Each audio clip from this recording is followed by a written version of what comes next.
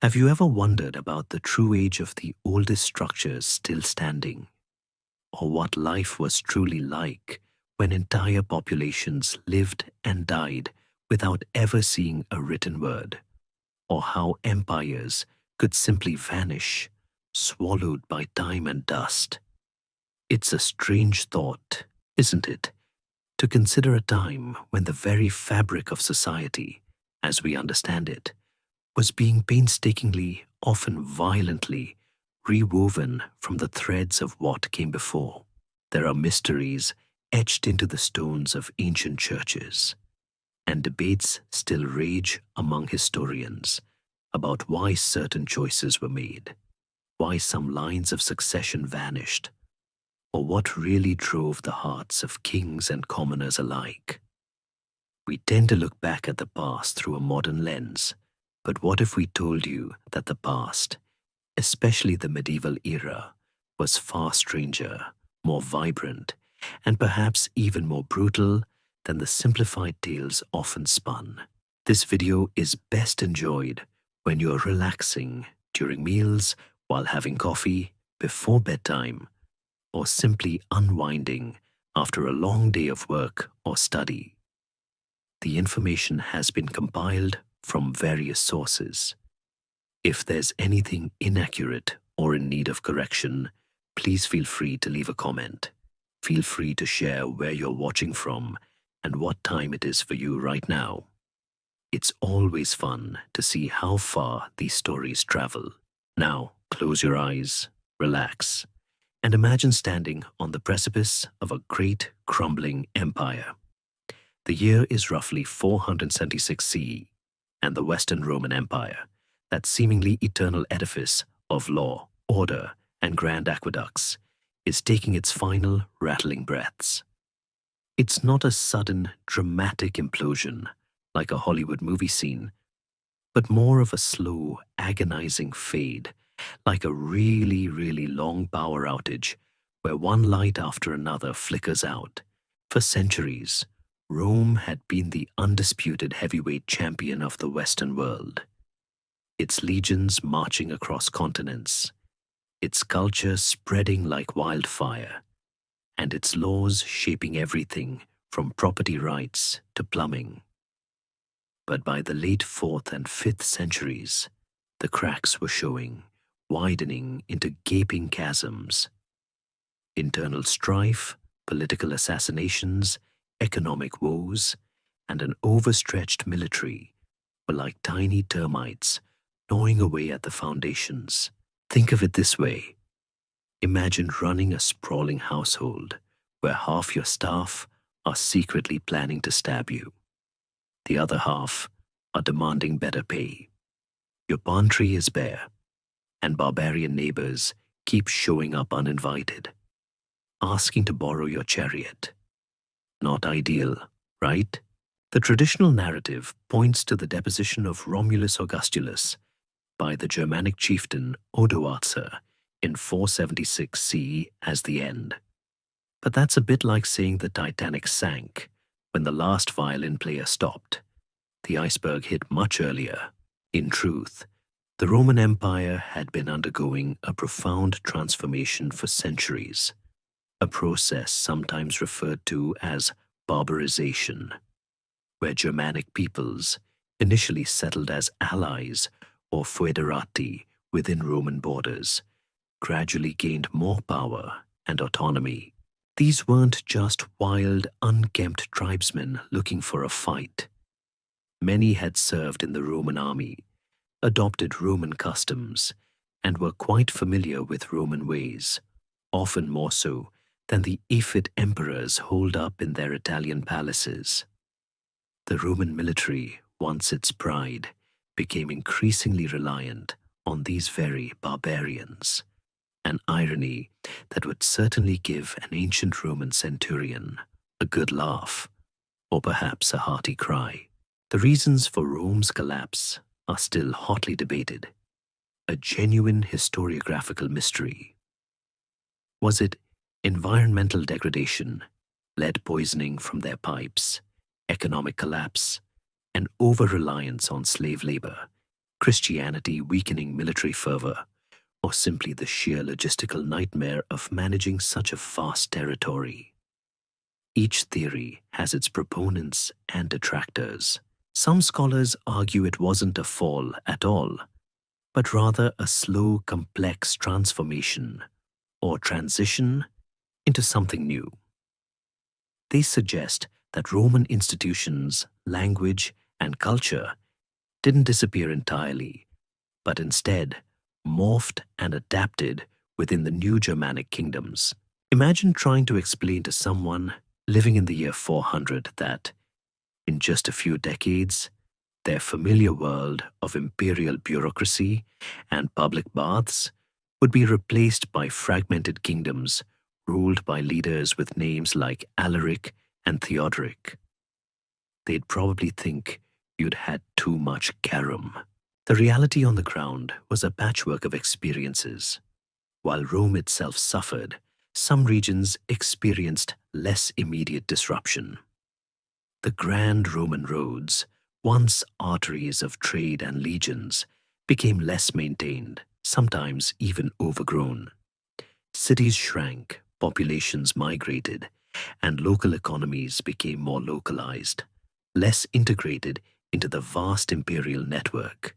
The centralized Roman administration, which had provided everything from coinage to common law, began to fray, leaving a void that local strongmen and emerging Germanic chieftains were all too eager to fill. The common folk, often caught between competing authorities, likely cared less about the grand collapse of an empire and more about whether their crops would grow, if the local lord would protect them, or if the marauding band of whoever's would bypass their village this time. So, as the last Western Roman emperor shuffled off his symbolic throne, Europe didn't suddenly go dark. Instead, it fractured, creating a messy, dynamic, and often violent mosaic of nascent kingdoms. The old order was gone, but the seeds of a new one were being sown, often watered by conflict and ambition. The grand unified vision of Rome might have faded, but the individual stories, the countless lives lived within this shifting landscape, were just beginning to coalesce into the rich tapestry we now call the Middle Ages. It's a period of immense change where the old meets the new, and the foundations of modern Europe are quite literally being laid brick by crumbling Roman brick. As the dust settled, or perhaps more accurately, continued to swirl, after the effective end of the Western Roman Empire, the map of Europe began to resemble a particularly aggressive game of musical chairs. The Roman state had vanished, but the people, the land, and the existing infrastructure, however dilapidated, remained. This vacuum was swiftly, and often violently, filled by the very Germanic peoples who had been nibbling at Rome's edges for centuries, or in many cases, had already settled within its borders as Roman allies. These weren't necessarily unified, monolithic tribes in the way we might imagine. They were often fluid confederations, sometimes even led by individuals with strong ties to Roman military or political traditions. The Visigoths, for instance, had sacked Rome itself in 410 CE under Alaric, a moment that sent shockwaves across the Mediterranean world, reminding everyone that even the mighty could fall. They eventually carved out a kingdom in Hispania, modern-day Spain and Portugal, and parts of Gaul, modern France, maintaining a complex relationship with the local Hispano-Roman populations. Imagine trying to explain property rights to a Visigothic warlord who just rode into your villa. It probably involved a lot less paperwork and a lot more pointy objects. To the east, the Ostrogoths, led by the cunning and surprisingly Romanophile Theodoric the Great, established a powerful kingdom in Italy, effectively replacing Odoacer. Theodoric, who had spent time in Constantinople and admired Roman culture, attempted to blend Gothic and Roman traditions, allowing Romans to maintain their laws and administration, while Goths handled military matters. It was a fascinating experiment in dual governance, albeit one always teetering on the brink of collapse due to the inherent tension between the two groups. He even maintained public services like the aqueducts, which, if you've ever had a burst pipe, you'll know is a sign of a truly enlightened ruler. Yet, despite Theodoric's efforts, the Ostrogothic kingdom was ultimately fragile, a testament to the difficulty of forging a new identity from such disparate elements. In what is now France, the Franks emerged as a dominant force. Initially, a collection of smaller groups, they were gradually unified under dynamic leaders, most notably Clovis the Firm of the Merovingian dynasty. Clovis's conversion to Nicene Catholic Christianity around 496 CE was a pivotal moment, while other Germanic groups, like the Goths, were Arian Christians, a different theological interpretation. Clovis's embrace of the Roman Church gained him immense support from the Gallo-Roman aristocracy and the powerful bishops. This strategic religious alignment provided a crucial bond between the conquerors and the conquered, laying the groundwork for a more stable and enduring kingdom. It also meant that, unlike the Goths, the Franks didn't have to deal with the awkward social situation of being heretics in the eyes of most of their subjects. Meanwhile, the Vandals, whose name, ironically, became synonymous with destruction, though they were no more destructive than many others, established a kingdom in North Africa, becoming a formidable naval power and a thorn in the side of both the remaining Roman East and other nascent kingdoms. Their control of vital grain supplies from North Africa was a strategic blow to the Mediterranean economy. The Angles, Saxons, and Jutes made their way across the North Sea, pushing into Britain and gradually establishing various Anglo-Saxon kingdoms, fundamentally reshaping the language and culture of the island. This migration effectively cut off Britain from direct continental influence for a time, leading to a distinct insular development. The native Britons, a historiographical puzzle in their own right, either fled west, were assimilated, or perhaps even put up a spirited, if ultimately unsuccessful, resistance. Think of the legends of King Arthur, a figure forever debated by scholars as to his historical reality. The period was characterized by a fascinating mix of continuity and change.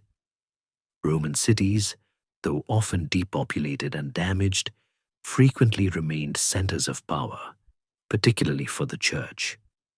Latin remained the language of administration, learning, and the church, even as Vulgar Latin began to diverge into what would become the Romance languages.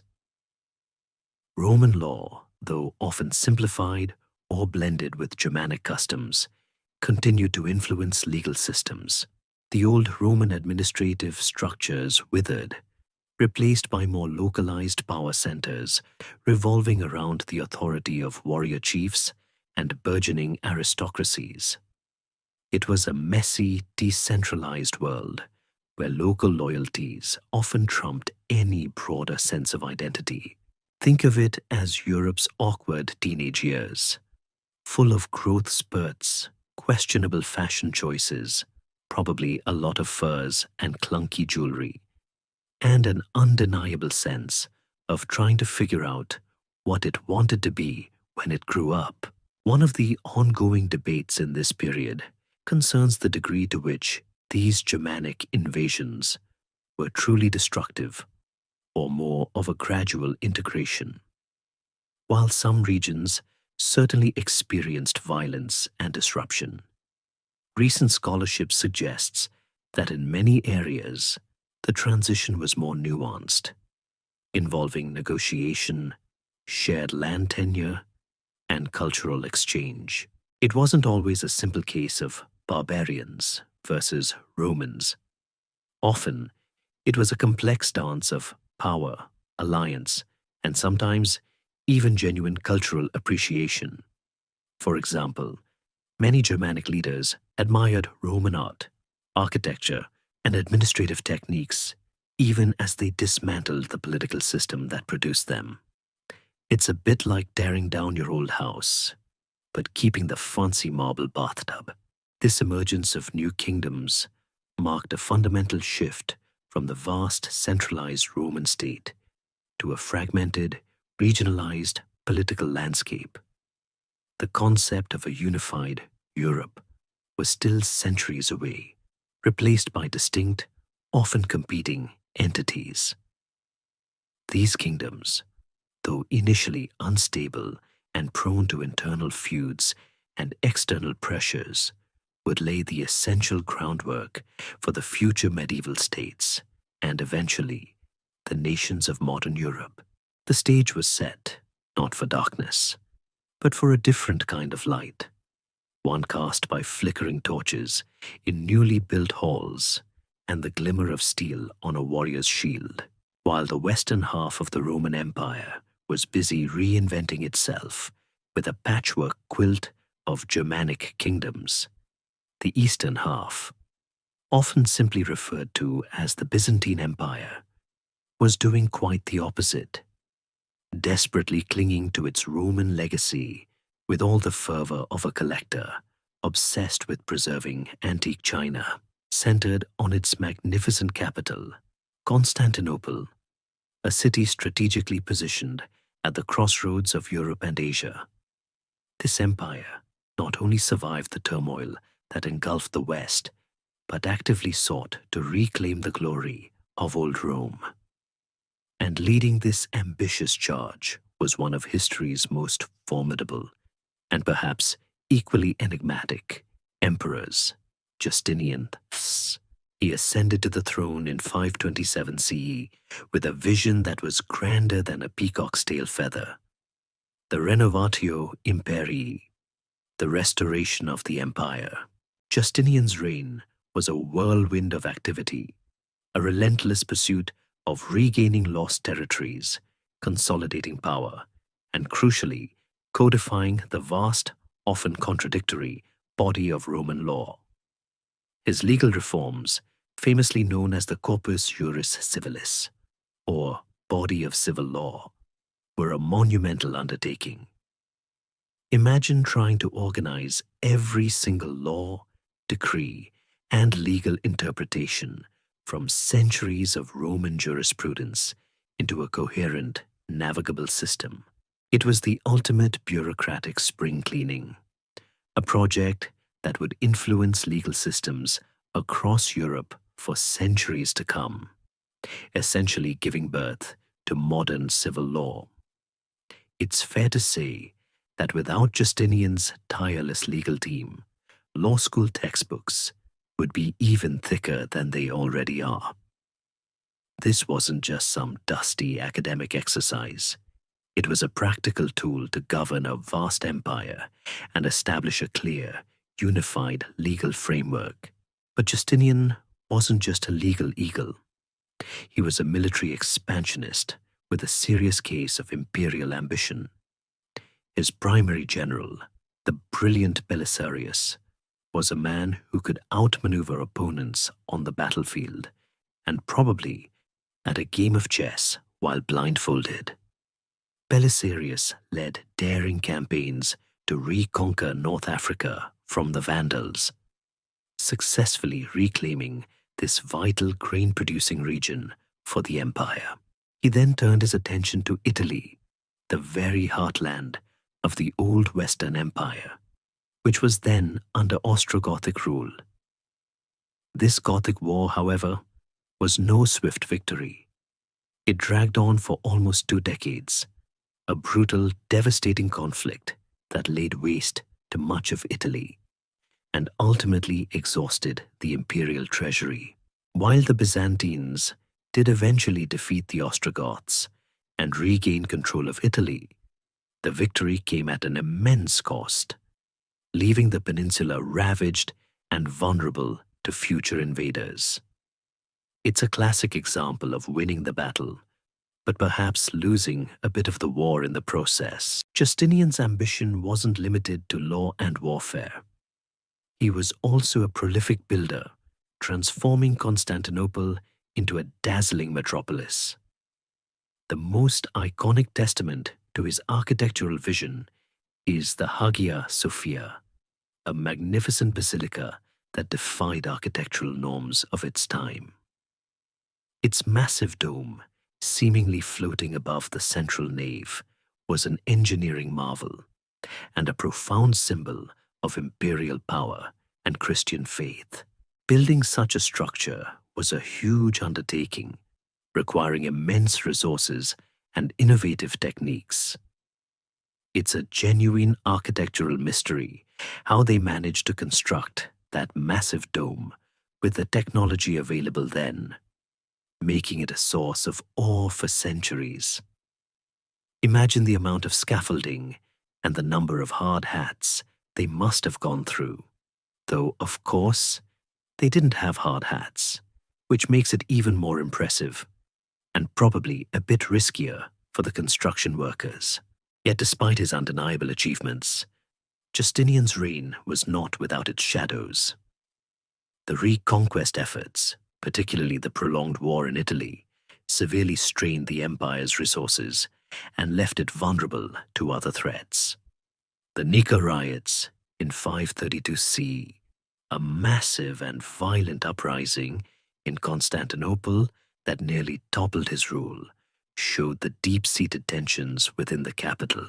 Only the swift and brutal intervention of Belisarius and the Empress Theodora, a woman whose sharp political instincts and formidable will were every bit as crucial as Justinian's own, saved his throne. Theodora herself is a fascinating figure, rising from humble origins to become a powerful co-ruler, demonstrating that even in a patriarchal society, some women could carve out immense influence. Moreover, the plague of Justinian, a devastating pandemic that swept across the empire in the mid-6th century, dramatically reduced the population and crippled the economy.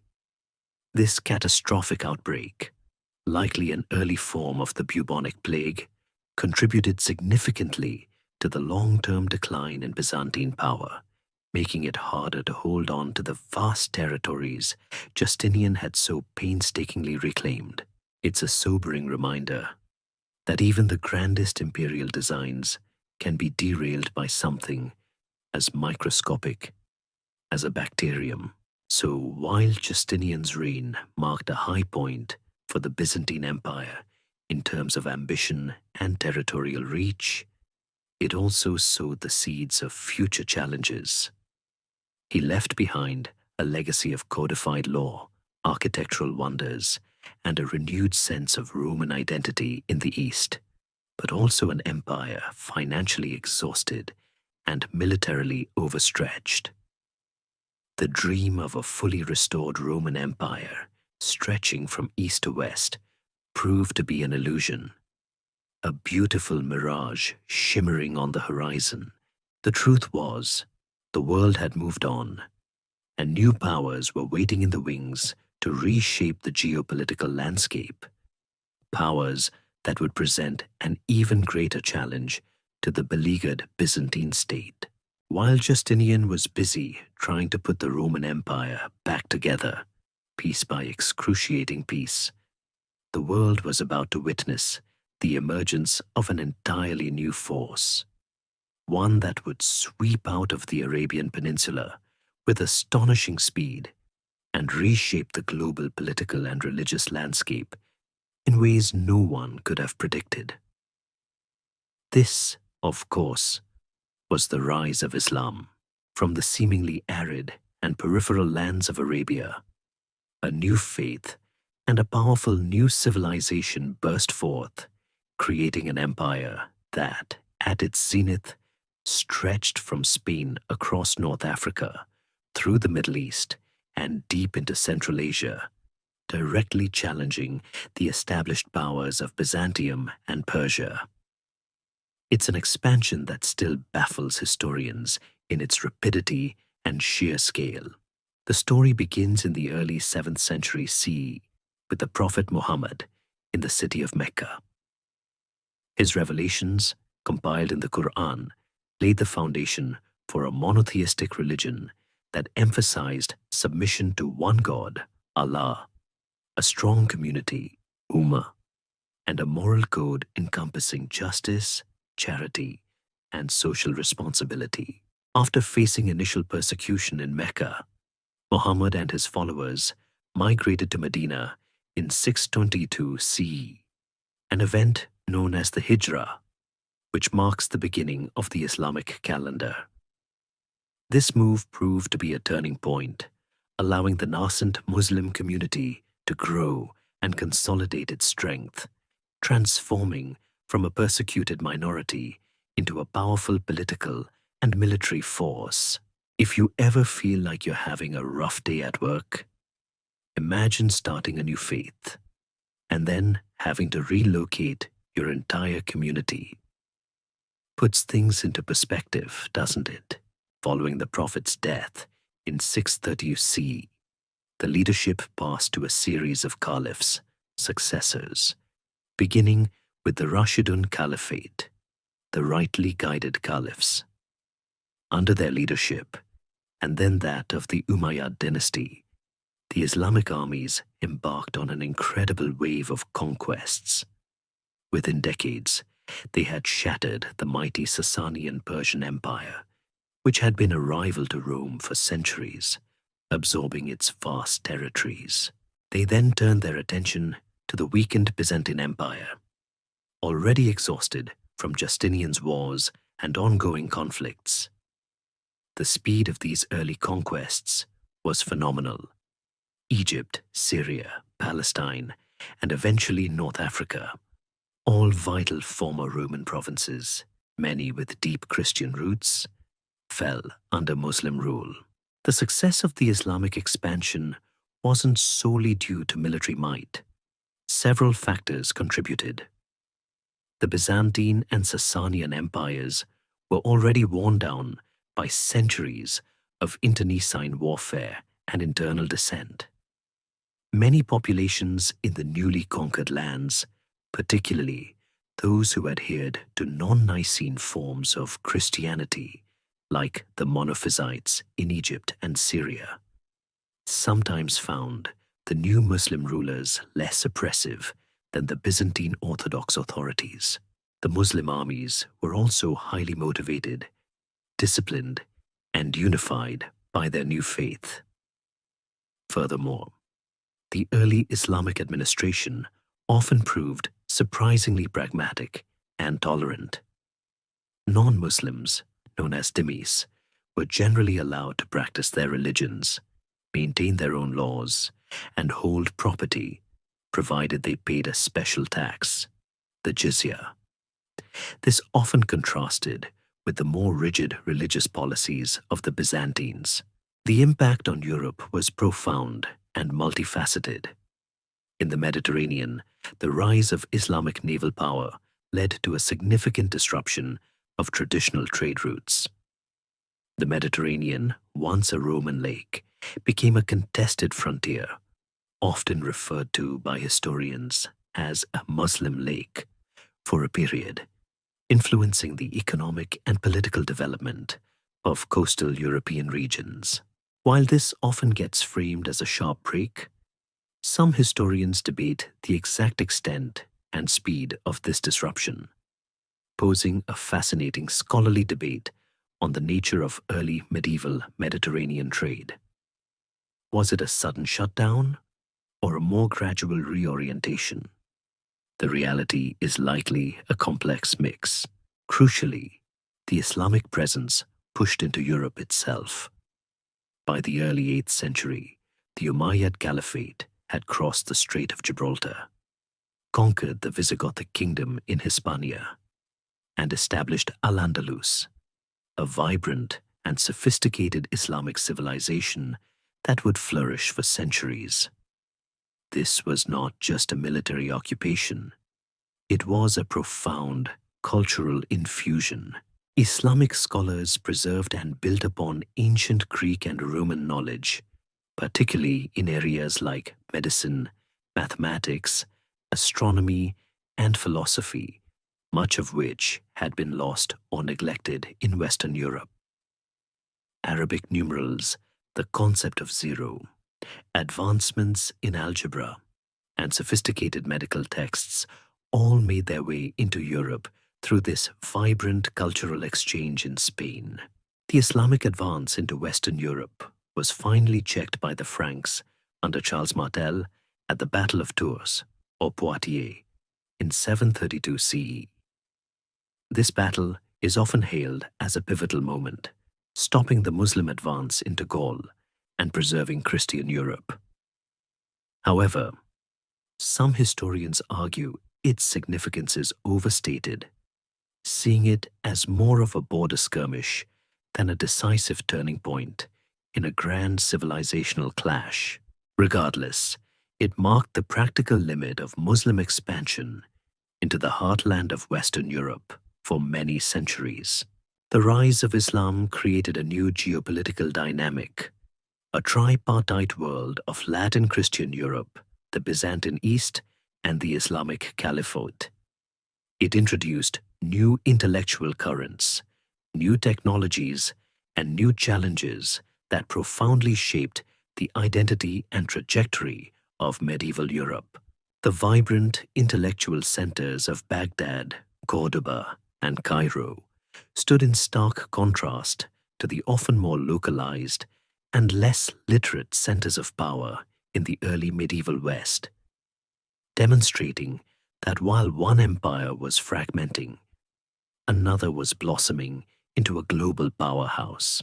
With the Mediterranean world now largely divided between the Byzantine East, the expanding Islamic Caliphate, and the fledgling Germanic kingdoms of the West, a new power center began to coalesce in Western Europe, far from the ancient heartlands of Rome.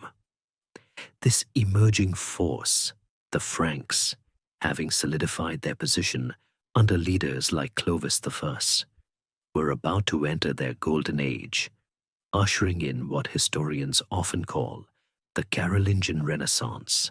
This wasn't a rebirth in the same sense as the later Italian Renaissance, but rather a deliberate attempt to revive learning, culture, and centralized authority after centuries of decentralization and intellectual decline. And at the heart of this revival was arguably the most famous figure of the early Middle Ages, Charlemagne. Charlemagne, or Charles the Great, who ruled from 768 to 814 CE, was a larger-than-life figure, both literally. He was unusually tall for his era, and figuratively. He inherited a powerful kingdom from his father, Pepin the Short, who, with papal backing, had effectively ended the Merovingian dynasty and established the Carolingians as the new ruling house. Charlemagne then embarked on a series of relentless military campaigns that expanded his dominion across a vast swathe of Western Europe. He conquered the Lombards in Italy, securing his influence over the papacy. He waged long and brutal wars against the pagan Saxons, forcibly converting them to Christianity.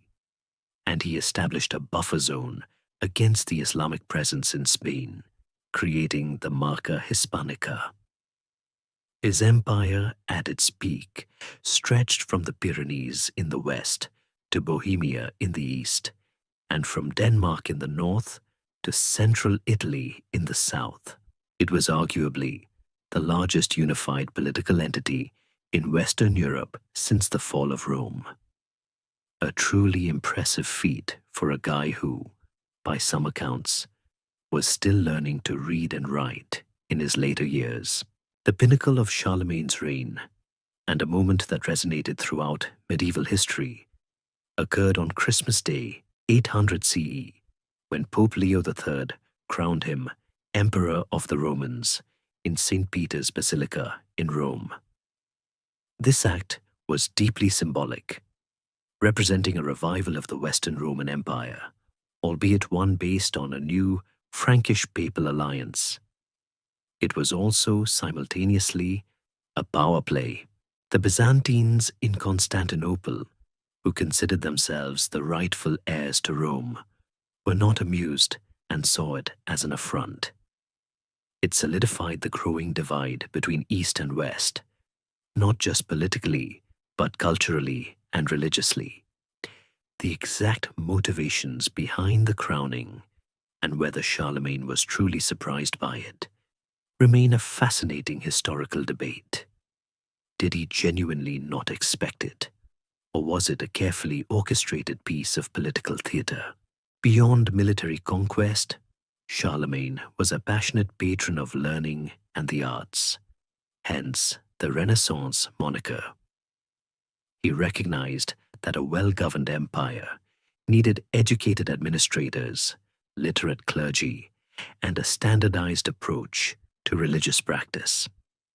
He established palace schools, most notably at Aachen, attracting scholars from across Europe, like the Anglo-Saxon Alcuin of York, who became his chief advisor on educational matters. They meticulously copied and preserved classical Latin texts, many of which would have been lost to history without their efforts. This involved developing a new, clearer script called Carolingian minuscule, which is the ancestor of the lowercase alphabet we use today. So, every time you type a text message, you're indirectly using a legacy of Charlemagne's commitment to literacy. A truly surprising link, wouldn't you say? This intellectual revival wasn't just about preserving old books. It was about standardizing religious practices, improving the Latin used in liturgical services, and promoting theological education. Monasteries became vital centers of learning, scriptoria, buzzing with monks diligently copying manuscripts. Charlemagne also reformed the currency, encouraged trade, and attempted to improve infrastructure, though the scale of Roman engineering remained largely beyond medieval capabilities. He even tried to dig a canal between the Rhine and the Danube rivers, an early ambitious infrastructure project that unfortunately failed, proving that even emperors can have bad days at the office. However, the Carolingian Empire, for all its glory, was ultimately a personal empire, held together largely by Charlemagne's formidable will and charisma. After his death, his sons and grandsons struggled to maintain unity. The traditional Frankish custom of dividing inheritance among all male heirs led to internal strife and eventually the fragmentation of the empire. The Treaty of Verdun in 843 CE, which divided the empire among Charlemagne's three grandsons, Lothair the Firm, Louis the German, and Charles the Bold, marked the beginning of its formal dissolution. This division laid the groundwork for the future political geography of Western Europe, roughly corresponding to what would become France, Germany, and a contested Middle Kingdom stretching from the Netherlands to Italy. The Carolingian legacy was profound. It temporarily re-established a sense of imperial unity in the West, forged a powerful alliance between secular rulers and the papacy, and ignited an intellectual and cultural spark that would continue to flicker and grow throughout the Middle Ages. It demonstrated that Western Europe, though vastly different from its Roman predecessor, was capable of grand political and cultural achievements. But as one empire fragmented, New formidable challenges were emerging on its borders, forces that would once again plunge parts of Europe into a new era of upheaval and redefine the very nature of power and survival. Just as the grand Carolingian dream of a unified Western Europe began to fragment into squabbling successor kingdoms, a new, terrifying shadow emerged from the misty northern seas and the frozen eastern plains. This was the era of the Viking Age, a period roughly from the late 8th to the mid-11th centuries, when Norse seafarers and warriors exploded onto the European scene, forever altering its demography, culture, and political landscape. They were more than just raiders. They were explorers, traders, and settlers, driven by a complex mix of factors that historians still passionately debate. Were they pushed by overpopulation and resource scarcity in their homelands, pulled by the allure of rich monastic treasures, or simply motivated by a love of adventure and plunder? Perhaps all of the above, though it certainly wasn't about finding a better climate for their summer holidays.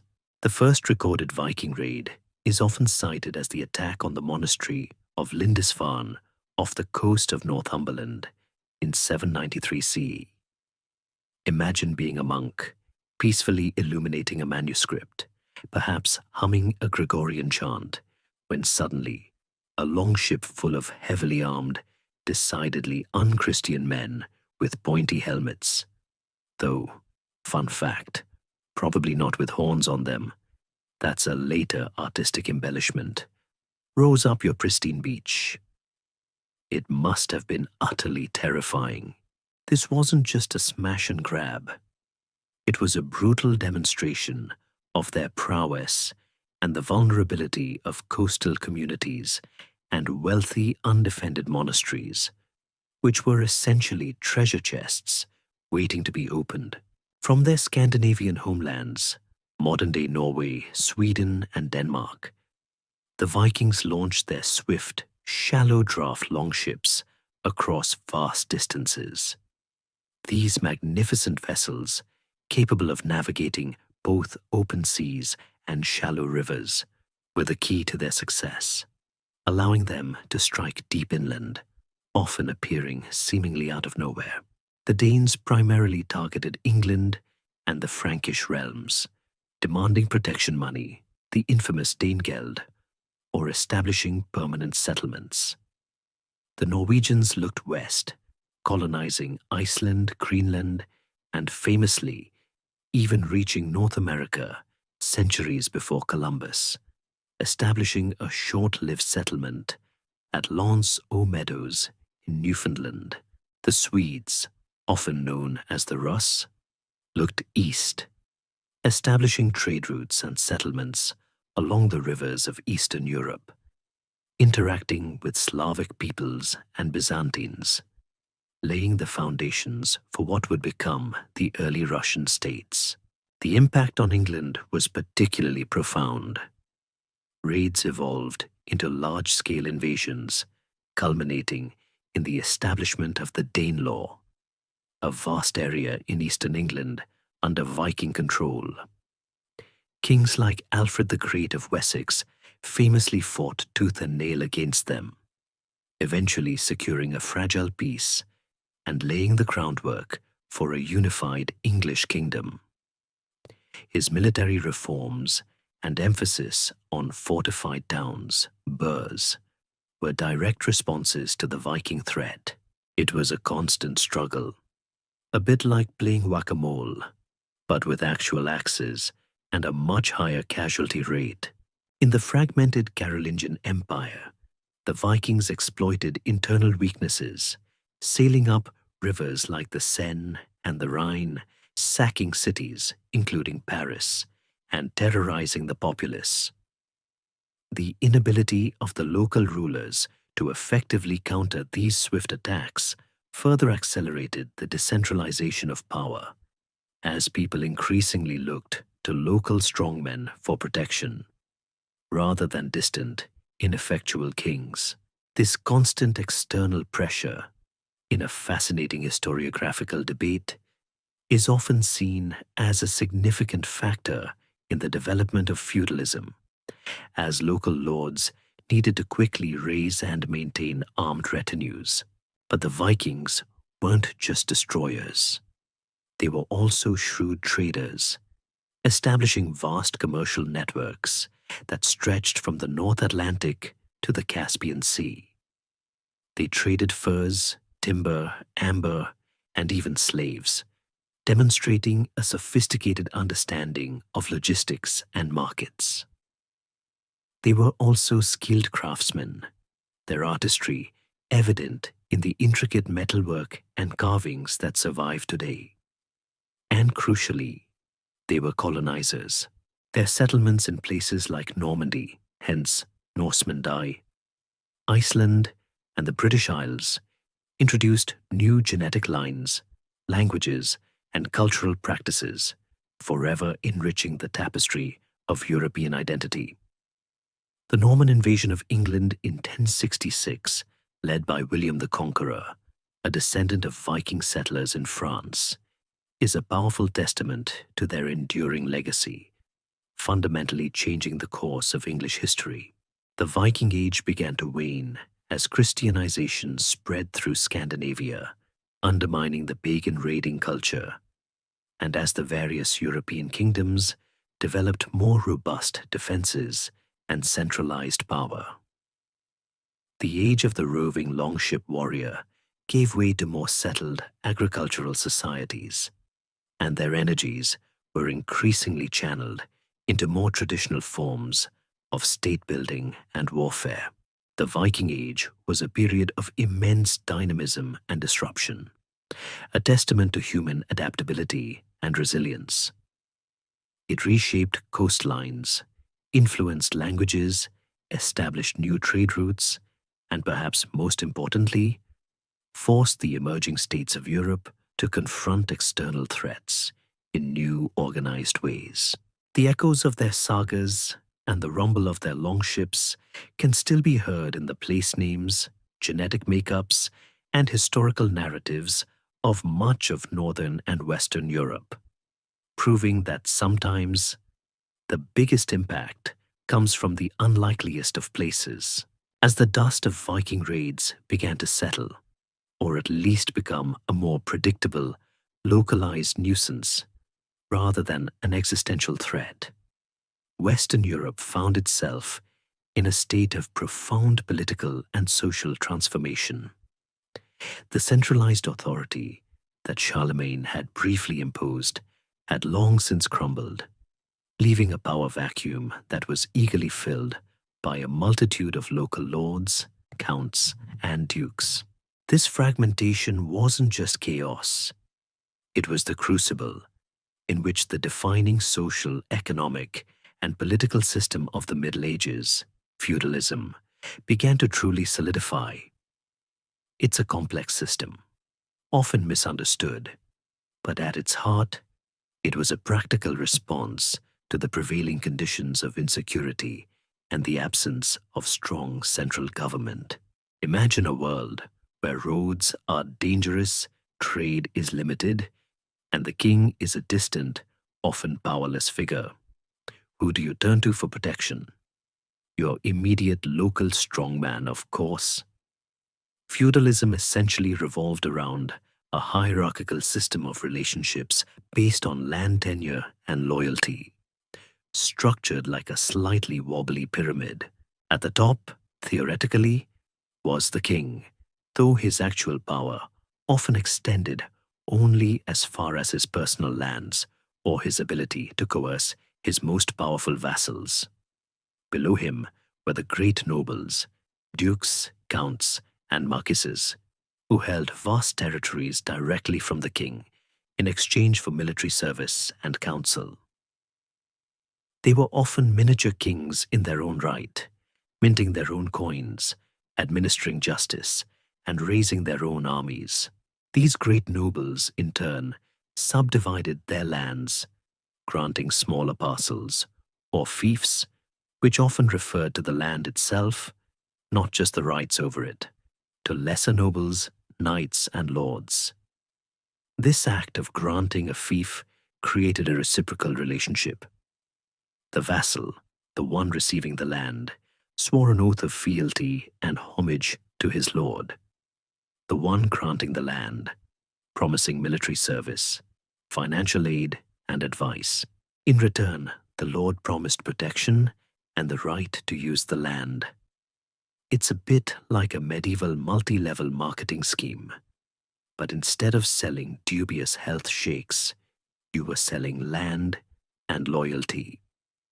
The whole system was built on a series of nested obligations, where everyone, from the lowliest knight to the mightiest duke, was both a lord and a vassal to someone else. At the base of this pyramid, supporting the entire edifice, were the vast majority of the population, the peasants. These were not typically landowners, but rather agricultural laborers, often bound to the land as serfs. Serfdom was a condition of semi-freedom. Serfs were not slaves, as they could not be bought or sold apart from the land, but they were tied to the manor and obligated to work the lord's land, pay rents in kind or labor, and submit to his justice. In return, they received protection from the lord's knights and the right to cultivate small plots of land for their own sustenance. Life for a serf was, by modern standards, incredibly hard, precarious, and short. Their horizons extended no further than the boundaries of their manor, and their days were filled with relentless, back-breaking labor. The idea of a weekend or a holiday would have been as alien to them as a smartphone. The church, a pervasive and powerful institution throughout the Middle Ages, also played a crucial role within the feudal system. Bishops and abbots were often great feudal lords themselves, holding vast tracts of land and owing feudal obligations to kings or other powerful nobles. This entanglement of secular and ecclesiastical power led to continuous tensions, particularly over issues like investiture, who had the right to appoint bishops, a scholarly debate that fueled centuries of conflict between popes and emperors. The decline of towns and long-distance trade during the early Middle Ages meant that the economy became overwhelmingly agrarian and localized. Manors, the basic economic units of feudalism, were largely self-sufficient, producing most of what they needed locally. This decentralized economic system reinforced the political fragmentation, as wealth and power were tied directly to land. While often portrayed as rigid and oppressive, feudalism did provide a degree of stability and order in a chaotic world. It allowed for localized defense against invaders, and it provided a framework for governance in the absence of strong central authority. It fostered a warrior aristocracy, the knights, who, despite their often brutal methods, were theoretically bound by codes of chivalry, though these were probably more honored in song than in practice. However, it also led to endemic local warfare, as lords frequently squabbled over land, rights, and insults, making life even more precarious for the peasants caught in the middle. Feudalism was not a monolithic, uniform system across all of Europe. It varied significantly from region to region, adapting to local customs and conditions. The term feudalism itself is a later construct, coined by historians to describe a set of generalized trends and relationships. There is a persistent historiographical discussion about whether feudalism, as a singular, coherent system, truly existed, or if it's more accurate to speak of feudal societies or feudal practices that differed widely. Regardless of the precise terminology, the core elements of land for service, hierarchical loyalties, and a largely unfree peasantry defined much of Western European society for centuries. This complex web of relationships would shape politics, warfare, and daily life, underpinning the rise of powerful families and influencing the very nature of kingship. It was a world where a personal oath could be more binding than any written law, and where a sword was often the final arbiter of justice. The stage was now set for the emergence of figures who would attempt to once again consolidate power. But they would have to navigate a landscape thoroughly shaped by the deeply ingrained roots of feudal loyalties. From the fragmented landscape of feudal lords and struggling kingdoms, a new aspiration for imperial unity began to flicker in the heartland of what would become Germany, aiming to recapture some of the lost grandeur of Charlemagne's unified West. This ambition coalesced into the entity known as the Holy Roman Empire, a sprawling, multi-ethnic, and often deeply decentralized realm that would dominate Central European politics for over 1,000 years, though famously described as neither holy nor Roman nor an empire. Its origins are complex, rooted in the collapse of the Carolingian Empire and the subsequent struggles for power among its eastern fragments. The direct lineage of the Holy Roman Empire can be traced to Otto the Fun, a powerful Duke of Saxony who emerged as the dominant figure in East Francia, the eastern part of Charlemagne's divided empire, in the mid-10th century. Like Charlemagne before him, Otto proved himself a formidable military leader, securing his borders against the Magyars, a nomadic group from the east, at the decisive Battle of Lechfeld in 955 CE. This victory was crucial, stemming the tide of eastern incursions and legitimizing Otto's claim to authority. Think of it as Otto earning his Protector of Christendom badge, which, let's be honest, probably looked quite snazzy on his armor. Otto's ambitions, however, extended beyond simply securing his kingdom. He looked south to Italy, where the papacy was embroiled in its own political chaos and squabbles among powerful Roman families. Responding to a plea for aid from Pope John III, Otto marched into Italy, restored papal authority, and in a moment, echoing Charlemagne's coronation, was crowned emperor in Rome by the Pope in 962 CE. This event is generally considered the foundational act of the Holy Roman Empire. It cemented a powerful, if often contentious, alliance between the German kings and the papacy, intertwining secular and spiritual power in a way that would define much of medieval European history.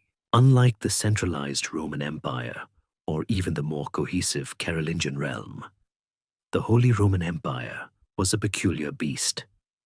It was less a unified state and more a vast confederation of duchies, counties, bishoprics, and free cities, all owing varying degrees of allegiance to the emperor.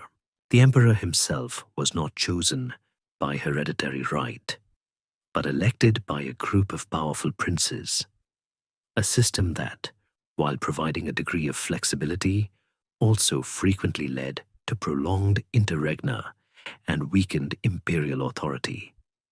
It was a bit like trying to herd cats if the cats were all heavily armed, independently wealthy, and constantly vying for dominance. The relationship between the emperor and the pope was a constant source of both strength and conflict, famously culminating in the investiture controversy in the late 11th and early 12th centuries. This profound scholarly debate centered on who had the right to appoint bishops and abbots. the emperor, or the pope.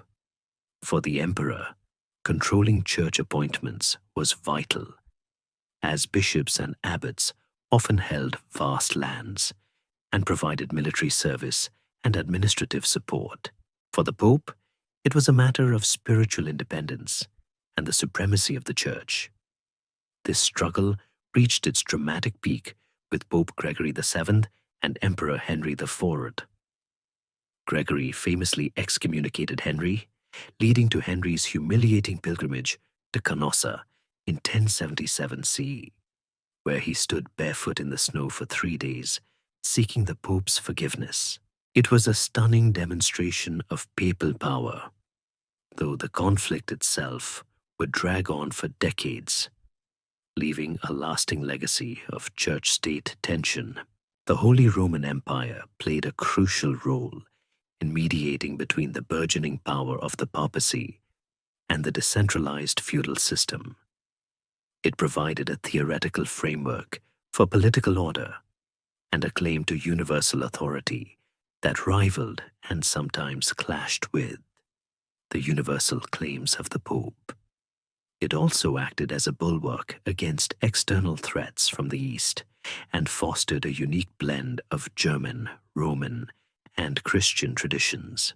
Its lack of a strong capital, its often absent emperors who were frequently bogged down in Italian affairs, and its reliance on the loyalty of semi-independent princes all contributed to its enduring fragmentation. Despite its inherent weaknesses, the Holy Roman Empire endured through countless wars, internal feuds, and external pressures, shaping the political landscape of Central Europe for centuries. It was a unique political experiment, a testament to the enduring appeal of the imperial ideal, even when the reality fell far short of the Roman dream.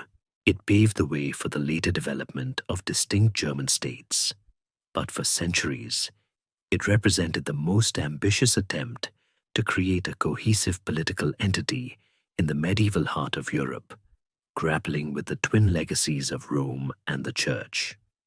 Its very existence often led to further complexities in European politics, especially as other nascent kingdoms gained strength and looked for allies or rivals, setting the stage for even grander conflicts and crusading endeavors. While kings and emperors squabbled over land and influence in the nascent kingdoms of Western Europe, a far deeper and more insidious rift was growing within the very heart of Christendom, the division between its eastern and western halves.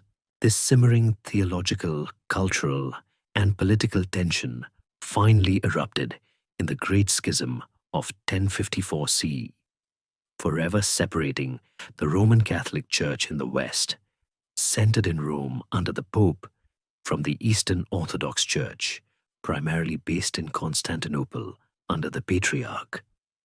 It wasn't a sudden break, but rather the culmination of centuries of subtle and not so subtle differences that had been pushing the two branches of Christianity further and further apart.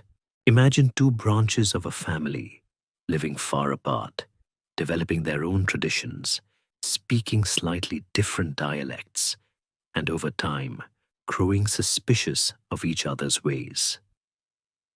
That's a bit like what happened to the Christian Church. One of the primary points of contention was the primacy of the Pope. In the West, the Pope, as the successor of Saint Peter, gradually asserted his authority as the supreme head of the entire Christian Church, a kind of spiritual monarch with universal jurisdiction. In the East, however, while they respected the Bishop of Rome as first among equals, they believed in a collegial leadership where the patriarchs of the major sees, Constantinople, Antioch, Alexandria, Jerusalem, collectively held authority, with the emperor often playing a significant role in ecclesiastical affairs. The Eastern Church viewed the Western claims of papal supremacy as an innovation, an overreach of power, a bit like someone suddenly claiming they own the entire family tree, branches and all. Another significant theological disagreement revolved around the filioque clause. This rather obscure but deeply contentious Latin phrase means "and the Son," and it refers to a phrase added to the Nicene Creed in the West. The original creed stated that the Holy Spirit proceeds from the Father. The Western Church gradually added "and the Son," filioque, asserting that the Holy Spirit proceeds from both the Father and the Son. The East viewed this addition as an unauthorized alteration of a foundational creed, made without the consent of an ecumenical council, and a theological error that undermined the unique role of the Father. To them, it was a matter of correct doctrine, not just semantics. It was a big deal, even if it sounds like a very niche argument to modern ears. Cultural and linguistic differences also played a significant role. The West primarily spoke Latin, while the East communicated in Greek. This language barrier gradually led to different theological interpretations, different ways of thinking about religious concepts, and less direct communication.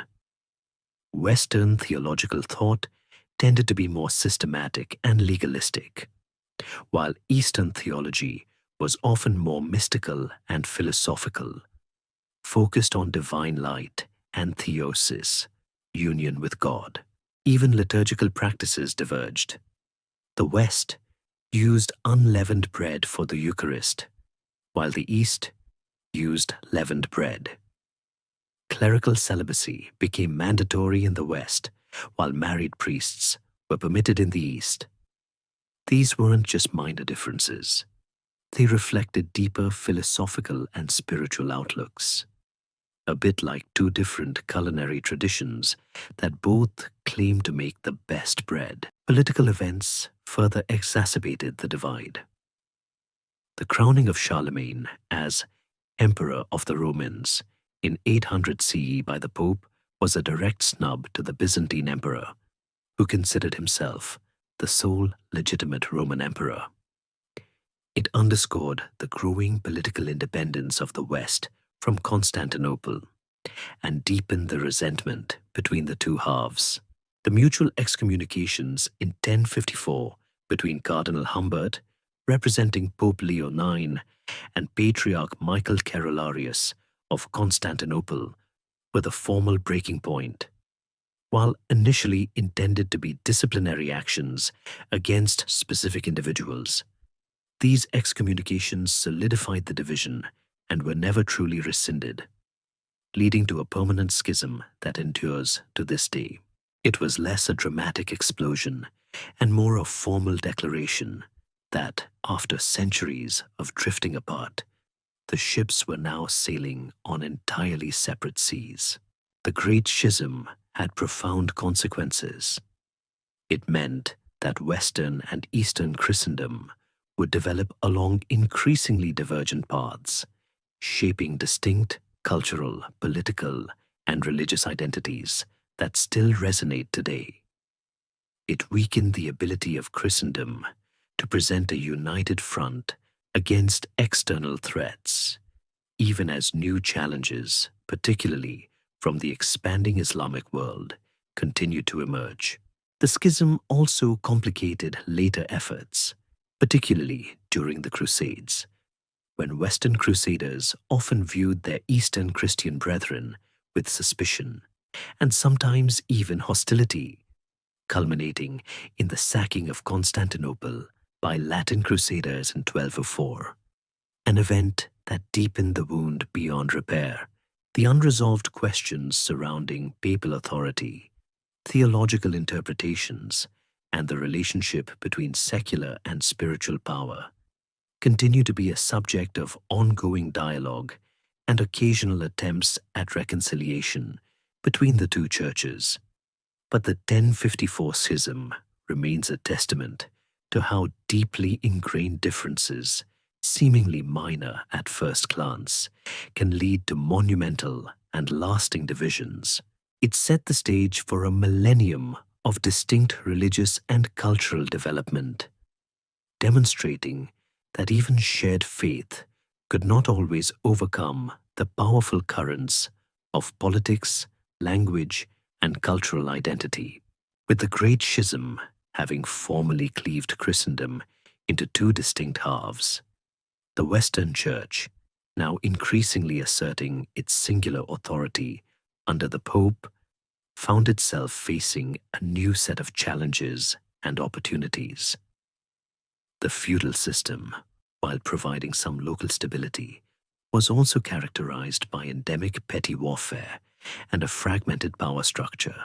However, by the late 11th century, a powerful new ideological and military movement began to coalesce, driven by religious fervor, economic ambition, and a desire to channel the restless energies of Europe's warrior class, the Crusades. And the initial spark that ignited this fiery movement was the call for the First Crusade in 1095 CE. The catalyst for the First Crusade came from the Byzantine Empire. For centuries, the Byzantines had been the bulwark against Islamic expansion in the East. But by the late 11th century, they were under severe pressure, particularly from the Seljuk Turks, who had inflicted a devastating defeat on Byzantine forces at the Battle of Manzikert in 1071 CE and were encroaching on Anatolia, modern-day Turkey, the traditional heartland of the Byzantine Empire. Emperor Alexios Komnenos sent an appeal to the West, specifically to Pope Urban II, for military aid, hoping for mercenary forces to help reclaim lost territory. What Alexios likely didn't anticipate was the Pope's revolutionary response. At the Council of Clermont in 1095, Pope Urban II delivered one of the most consequential speeches in medieval history. He didn't just call for mercenaries. He called for a holy war, a pilgrimage in arms, to liberate Jerusalem and the Holy Land from Muslim rule. He painted a vivid, often exaggerated, picture of Christian suffering under Muslim oppression and promised spiritual rewards, a full indulgence or remission of sins to all who would take up the cross. Imagine the scene: a charismatic leader, a fervent crowd, and the promise of salvation, coupled with adventure and perhaps even riches. It was a potent combination, particularly for a society steeped in religious belief and with a burgeoning warrior class looking for purpose beyond local squabbles. It also offered a convenient divine solution to the problem of restless, often unemployed, knights causing trouble back home. Why fight each other, the Pope seemed to imply, when you can fight for God? The response was overwhelming. Nobles, knights, and commoners from across Western Europe, particularly France, flocked to the cause. This was not a centrally organized army in the modern sense. It was a chaotic, often ill-disciplined, but deeply motivated mass movement. There was even a people's crusade, a disorganized band of peasants and minor knights led by figures like Peter the Hermit, who set off prematurely and suffered catastrophic losses before even reaching the Holy Land. These early crusaders, often driven by religious zeal, mixed with genuine poverty and a desire for new opportunities, sometimes engaged in horrific acts of violence against Jewish communities in Europe, viewing them as enemies of Christ at home. This dark side of the Crusades is a constant moral and historical challenge for scholars to grapple with. The main Crusader armies, comprising various contingents led by prominent feudal lords like Raymond IV of Toulouse, Godfrey of Bouillon, Bohemond of Taranto, and Robert Curthose, Duke of Normandy, slowly made their way across Europe and Anatolia, facing immense hardships, disease, starvation, and constant harassment from Seljuk forces. Their journey was marked by both brutal battles and moments of improbable success. They captured Antioch after a long, grueling siege, and finally, in 1099, they laid siege to Jerusalem itself. The capture of Jerusalem was a bloody and controversial affair. The Crusaders massacred most of the city's Muslim and Jewish inhabitants, an act of extreme brutality that left a lasting scar on interfaith relations and is remembered with horror in the Islamic world. Despite the horrific violence, the Crusaders had achieved their primary objective. The Holy City was in Christian hands.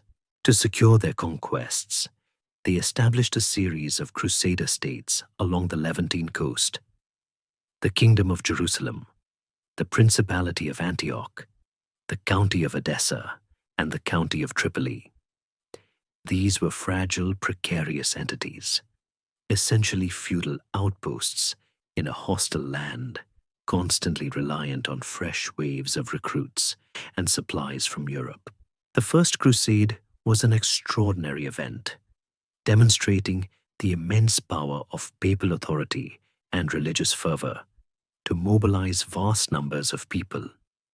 It had profound and lasting consequences, both for Europe and the Middle East.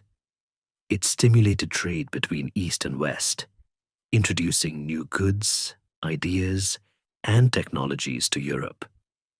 It also fostered a stronger sense of Latin Christian identity and provided an outlet for the aggressive energies of the European nobility. However, it also initiated centuries of religious warfare, deepened the schism with the Byzantine East, who saw the Crusaders as opportunistic and unreliable, and left a legacy of mistrust and animosity between Christians and Muslims that continues to resonate in some parts of the world even today. The Holy Land, far from becoming a bastion of peace, became a constant battleground, ensuring that the crusading impulse would be repeatedly rekindled for centuries to come. While the First Crusade was busy establishing precarious feudal outposts in the Levant, back in the heartland of Europe, another powerful force was quietly but profoundly reshaping the very fabric of medieval society: the burgeoning of monastic orders. These communities of monks and nuns, dedicated to a life of prayer, contemplation, and often hard labor, had existed since the early days of Christianity. But the High Middle Ages witnessed an explosion in their numbers, influence, and diversity. They weren't just spiritual retreats. They were centers of learning, innovation, economic power, and social welfare, acting as crucial pillars in a world still finding its footing after the Roman collapse. The earliest forms of monasticism in the West were largely influenced by the rule of Saint Benedict, established by Benedict of Nursia in the 6th century. His rule, emphasizing a balance of prayer, ora, and work, labora, stability, monks remaining in one monastery, obedience to an abbot, and communal living, provided a practical and enduring framework for monastic life. Imagine a disciplined, self-sufficient community where everyone has a clear role, from growing food to copying manuscripts, all dedicated to a higher spiritual purpose. It was a potent antidote to the chaos and uncertainty of the outside world, offering a structured path to salvation. By the 10th and 11th centuries, however, many Benedictine monasteries had grown incredibly wealthy and powerful, often becoming entangled in the very feudal politics they were supposed to transcend. Some had accumulated vast landholdings and were effectively feudal lords themselves, leading to a perceived decline in their spiritual rigor. This led to a series of reform movements aimed at restoring monasticism to its ascetic spiritual roots. The most significant of these reforms originated at the Abbey of Cluny in Burgundy, founded in 910 CE. The Cluniac reform movement emphasized a return to stricter adherence to the Benedictine rule, freedom from secular interference, a direct challenge to the problem of lay investiture, remember that, and a greater focus on liturgical prayer and solemnity. Crucially, Cluny established a centralized system where daughter houses remained under the direct authority of the Abbot of Cluny, creating a vast, influential network that stretched across Europe. This centralized structure gave the Cluniac order immense political and spiritual clout, and their emphasis on elaborate liturgy set a new standard for medieval worship. However, as the Cluniacs grew wealthy and influential, new waves of reformers felt they too had become too worldly. This led to the emergence of new orders in the 11th and 12th centuries, seeking an even greater degree of austerity and isolation. The Cistercians, founded in 1098 by Robert of Molesme and later championed by the incredibly influential Bernard of Clairvaux, sought a return to the original simplicity and rigor of Benedictine life. They chose remote, often desolate locations for their monasteries, rejecting elaborate decoration and focusing on manual labor, particularly agriculture. The Cistercians were instrumental in pioneering new agricultural techniques, draining marshes, clearing forests, and introducing innovative farming methods, effectively acting as economic engines and land managers, particularly in less developed regions. Their white habits became a familiar sight across the European countryside, reflecting their commitment to simplicity. Another significant development was the rise of the mendicant orders in the 13th century, particularly the Franciscans, founded by Saint Francis of Assisi, and the Dominicans, founded by Saint Dominic. Unlike earlier monastic orders who lived in secluded monasteries, the mendicants were begging friars who deliberately chose to live among the people, particularly in the burgeoning towns and cities.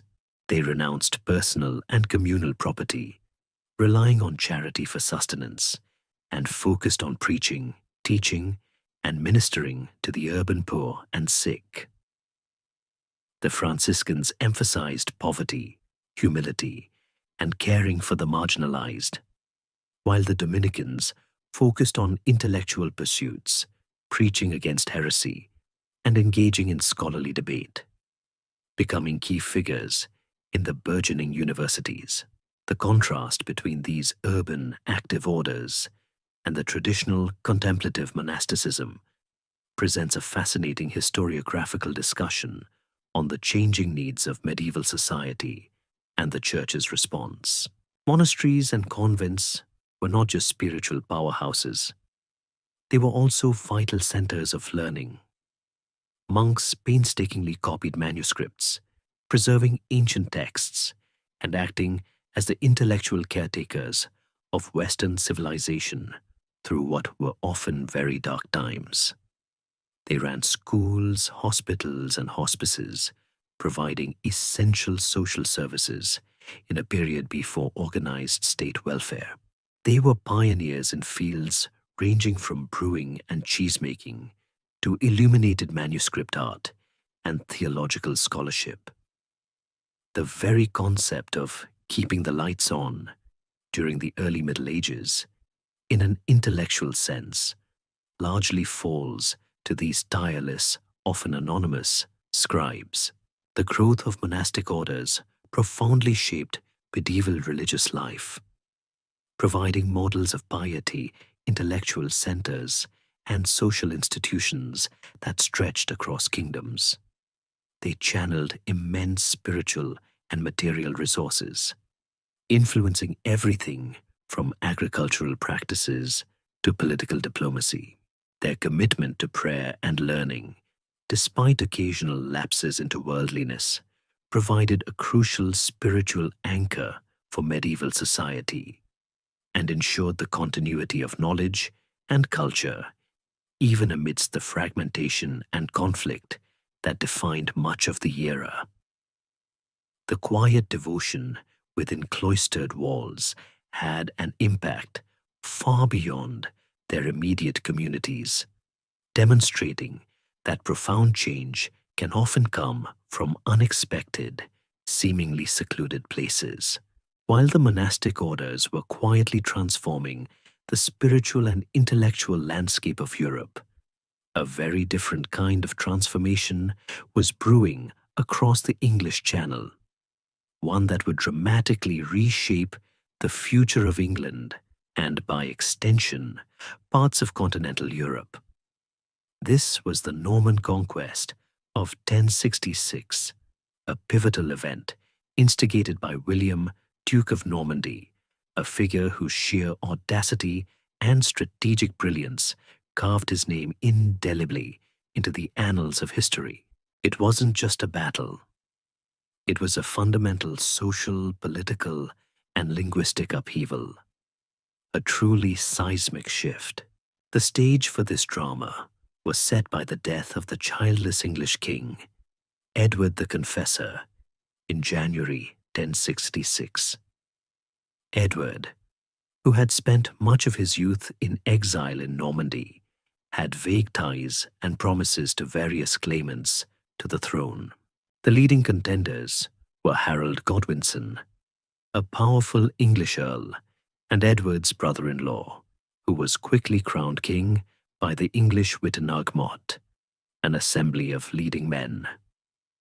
Harald Hardrada, the fearsome king of Norway, a Viking claimant with a grudge and an army, and of course, William, Duke of Normandy, who claimed Edward had promised him the throne and that Harold Godwinson had sworn an oath to support his claim, an oath Harold later denied or considered made under duress. A nice little ethical dilemma for the ages. The year 1066 was, to put it mildly, an incredibly busy year for England.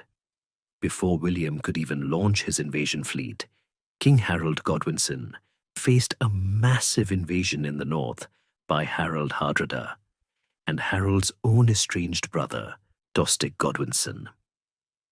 In an astonishing display of military speed and determination, King Harold force-marched his army hundreds of miles north, surprising and utterly defeating the invaders at the Battle of Stamford Bridge in September 1066. It was a decisive victory, effectively ending the Viking Age as a major threat to England. Harold and his men must have been utterly exhausted, but triumphant. They might have thought, well, that's over. They were tragically mistaken. Just days after Stamford Bridge, as Harold's weary but victorious army was still celebrating, or perhaps just trying to catch their breath, William of Normandy landed his invasion fleet unopposed at Pevensey Bay in Sussex. William had been meticulously planning and building his invasion force for months, carefully gathering ships, men, and horses, even securing papal blessing for his endeavor. This papal support was crucial, casting his invasion as a legitimate, even holy enterprise against a perjurer, Harold. His timing was impeccable, striking when the English forces were far to the north and depleted. The two armies finally clashed on October 14th, 1066, at the Battle of Hastings. It was a long, brutal, and desperately fought engagement.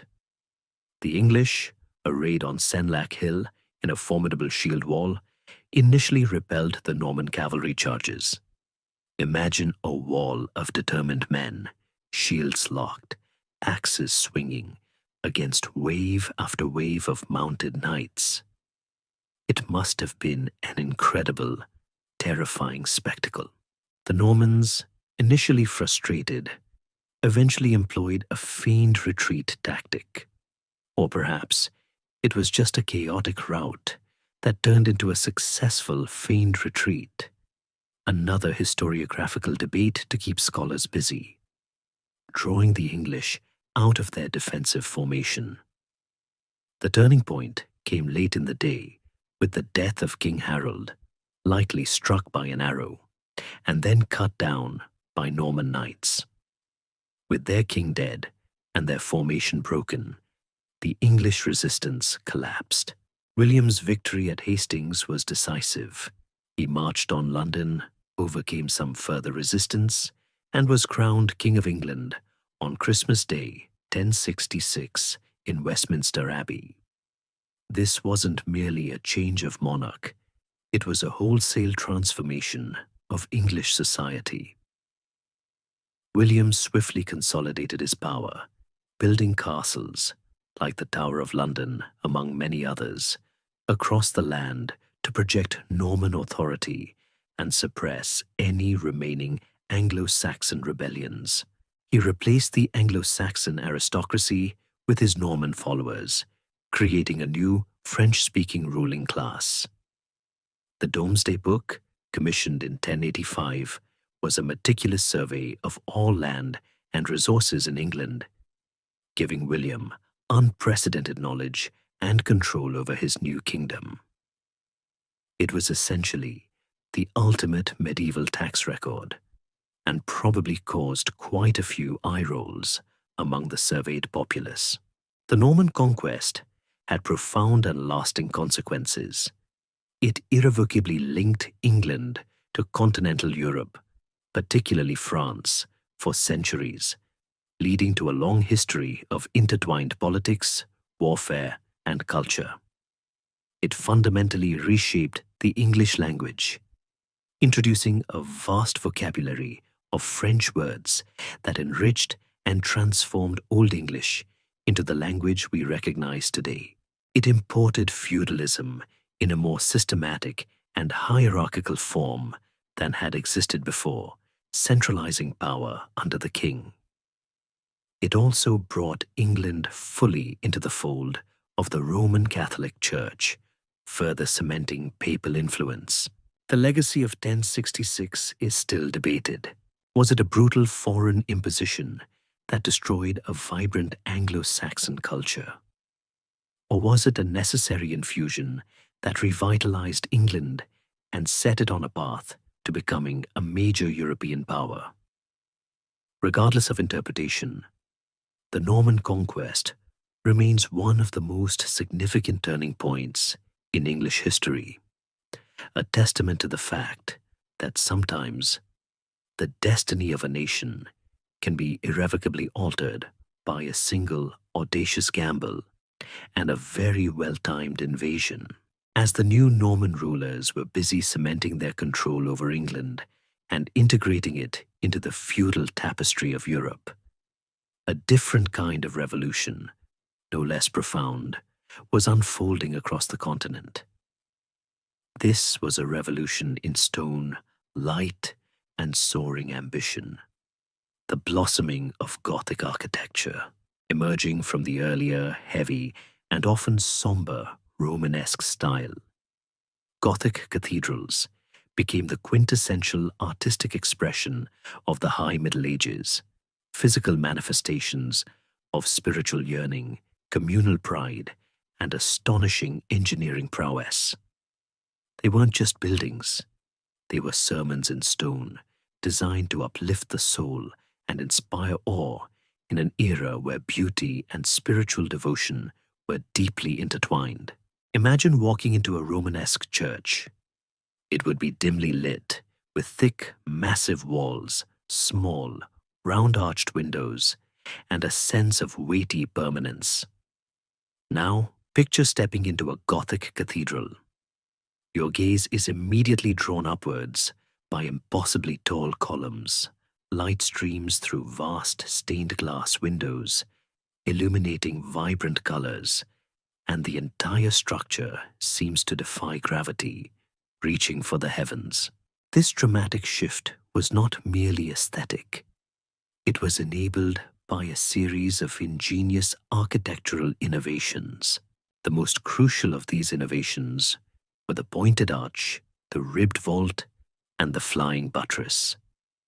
The pointed arch, unlike the round Romanesque arch, could bear more weight and direct it downwards more efficiently, allowing for greater height and wider spans. The ribbed vault, a skeletal framework of stone ribs, transferred the weight of the roof to specific points, rather than along the entire wall, much like a spider's web supporting a dewdrop. But the true game-changer, the structural superhero of Gothic architecture, was the flying buttress. These elegant, arched external supports countered the outward thrust of the high walls and vaulted ceilings, effectively pushing the building in from the outside. This innovation freed the walls from their load-bearing function, allowing them to be much thinner and, crucially, to be pierced by enormous windows. It's a bit like giving a building an external skeleton, so its internal organs, the nave, the choir, can be as spacious and bright as possible. The driving force behind many of these early Gothic experiments was Abbot Suger of the Abbey of Saint-Denis, just outside Paris, in the mid-12th century. Suger, a key advisor to French kings, saw architecture as a means to glorify God and enhance the prestige of the monarchy. He oversaw the rebuilding of the Abbey Church of Saint-Denis, incorporating the pointed arch and ribbed vault and emphasizing the flow of light and spaciousness. His vision, particularly his fascination with light as a metaphor for divine presence, set the stage for the full development of the Gothic style. The construction of these cathedrals was an immense undertaking, spanning decades, sometimes even centuries.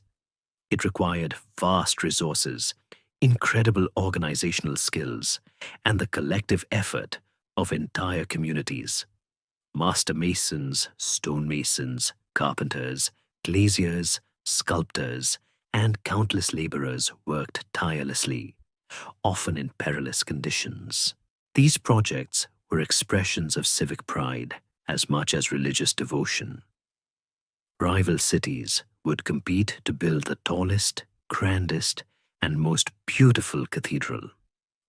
Think of it as the medieval equivalent of an architectural space race, only instead of rockets, they were building colossal stone edifices. The engineering behind these structures, particularly without modern tools, is still a source of genuine mystery and admiration for modern engineers. How did they calculate the stresses and strains with such precision? Each cathedral was a unique masterpiece, telling biblical stories through its stained glass windows, intricate carvings, and elaborate portals. These visual narratives were crucial in an age where most people were illiterate, making the cathedrals powerful educational tools as well as places of worship. The vibrant, jewel-like colors of the stained glass transformed sunlight into divine light, creating an ethereal atmosphere within the vast interior spaces. The Gothic style spread rapidly across Europe, adapting to regional variations. From the majestic cathedrals of Chartres, Reims, and Notre Dame in France, to Salisbury and Canterbury in England, to Cologne in Germany, each offered a variation on the same innovative themes. The style evolved over time, becoming more elaborate with rayonnant and then flamboyant Gothic, characterized by ever more intricate tracery and decorative flourishes, almost as if the builders were trying to outdo each other in complexity. The Gothic era wasn't just about churches either. castles, town halls, and even private residences began to incorporate Gothic elements, bringing its distinctive aesthetic into the secular realm. It represented a period of increasing optimism, technological advancement, and a powerful surge in religious devotion, a yearning for transcendence that found its ultimate expression in these breathtaking structures. The shift from the Romanesque's grounded solidity to the Gothic's ethereal lightness perfectly mirrored the intellectual and spiritual aspirations of the age, forever changing the architectural landscape of Europe and leaving us with monuments that continue to inspire wonder and humble us with their sheer scale and artistry. While the spires of Gothic cathedrals were reaching for the heavens across Western Europe, symbolizing a new era of spiritual ambition and architectural prowess, a quieter, yet profoundly significant, development was unfolding in England. This was the signing of the Magna Carta in 1215, a document that, despite its immediate context as a practical solution to a specific political crisis, would evolve into a cornerstone of constitutional law and a powerful symbol of individual rights against arbitrary power. It's one of those moments that, in hindsight, seems almost impossibly important, even though, at the time, it was just a grumpy king giving in to some very unhappy barons. The story begins with King John, who reigned from 1199 to 1216. John was, to put it mildly, not one of England's more beloved monarchs. He had a knack for making enemies, both at home and abroad. He had lost most of England's ancestral lands in France to King Philip II Augustus, earning him the rather unflattering nickname Lackland, though this was actually a much earlier nickname, referring to him not inheriting specific lands from his father, which just goes to show you that historical nicknames can be both accurate and a bit misleading. He also famously fell out with Pope Innocent III over the appointment of the Archbishop of Canterbury, leading to England being placed under an interdict, meaning no church services could be held, and John himself being excommunicated. Talk about a bad performance review, but John's biggest problems were with his own barons.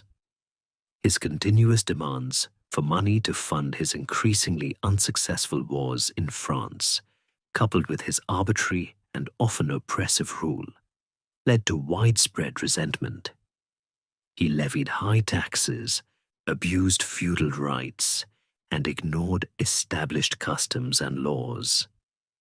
The barons, weary of his heavy-handed rule and fearing for their own rights and properties, finally reached their breaking point. It was a classic case of too much taxation without enough representation, or at least without enough respect for established aristocratic privilege. In 1215, a coalition of powerful English barons, having had quite enough of John's antics, rose in rebellion. They marched on London, effectively forcing the king to negotiate. The showdown occurred on June 15th, 1215, at Runnymede, a meadow by the River Thames. There, King John was compelled to affix his seal to a document that would become known as the Magna Carta, or Great Charter. It wasn't a document born of democratic ideals. It was a pragmatic peace treaty, a list of demands from feudal lords aimed at curbing the king's power and protecting their specific feudal rights and customs. The Magna Carta contained 63 clauses, many of which dealt with highly specific feudal grievances, such as rules for inheritance, relief payments, and the king's right to levy certain taxes. However, nestled among these detailed regulations were clauses that would eventually resonate with universal significance. Two clauses in particular stand out. Clause 39. No free man shall be seized or imprisoned, or stripped of his rights or possessions, or outlawed or exiled, or deprived of his standing in any other way, nor will we proceed with force against him, or send others to do so, except by the lawful judgment of his equals, or by the law of the land. This is often seen as the foundation of the right to due process and trial by jury. Clause 40. To no one will we sell, to no one deny or delay right or justice. This famously asserts the principle that justice should be accessible to all, while free man at the time primarily referred to noblemen and free peasants, not the vast majority of serfs. The principles articulated eventually expanded to apply to a wider population. The Magna Carta was not initially a successful document. John almost immediately repudiated it, leading to civil war, and it had to be reissued and revised multiple times by subsequent kings to gain wider acceptance. It only truly gained its legendary status retrospectively, as later generations interpreted its clauses in new contexts, particularly during the English Civil War and the American Revolution. One of the great historiographical debates surrounding Magna Carta is whether it was truly a revolutionary document or simply a conservative assertion of existing feudal rights. While its immediate impact was limited to the barons, its long-term significance lies in its establishment of the principle that even a king is subject to the law, a concept that was quite radical for its time.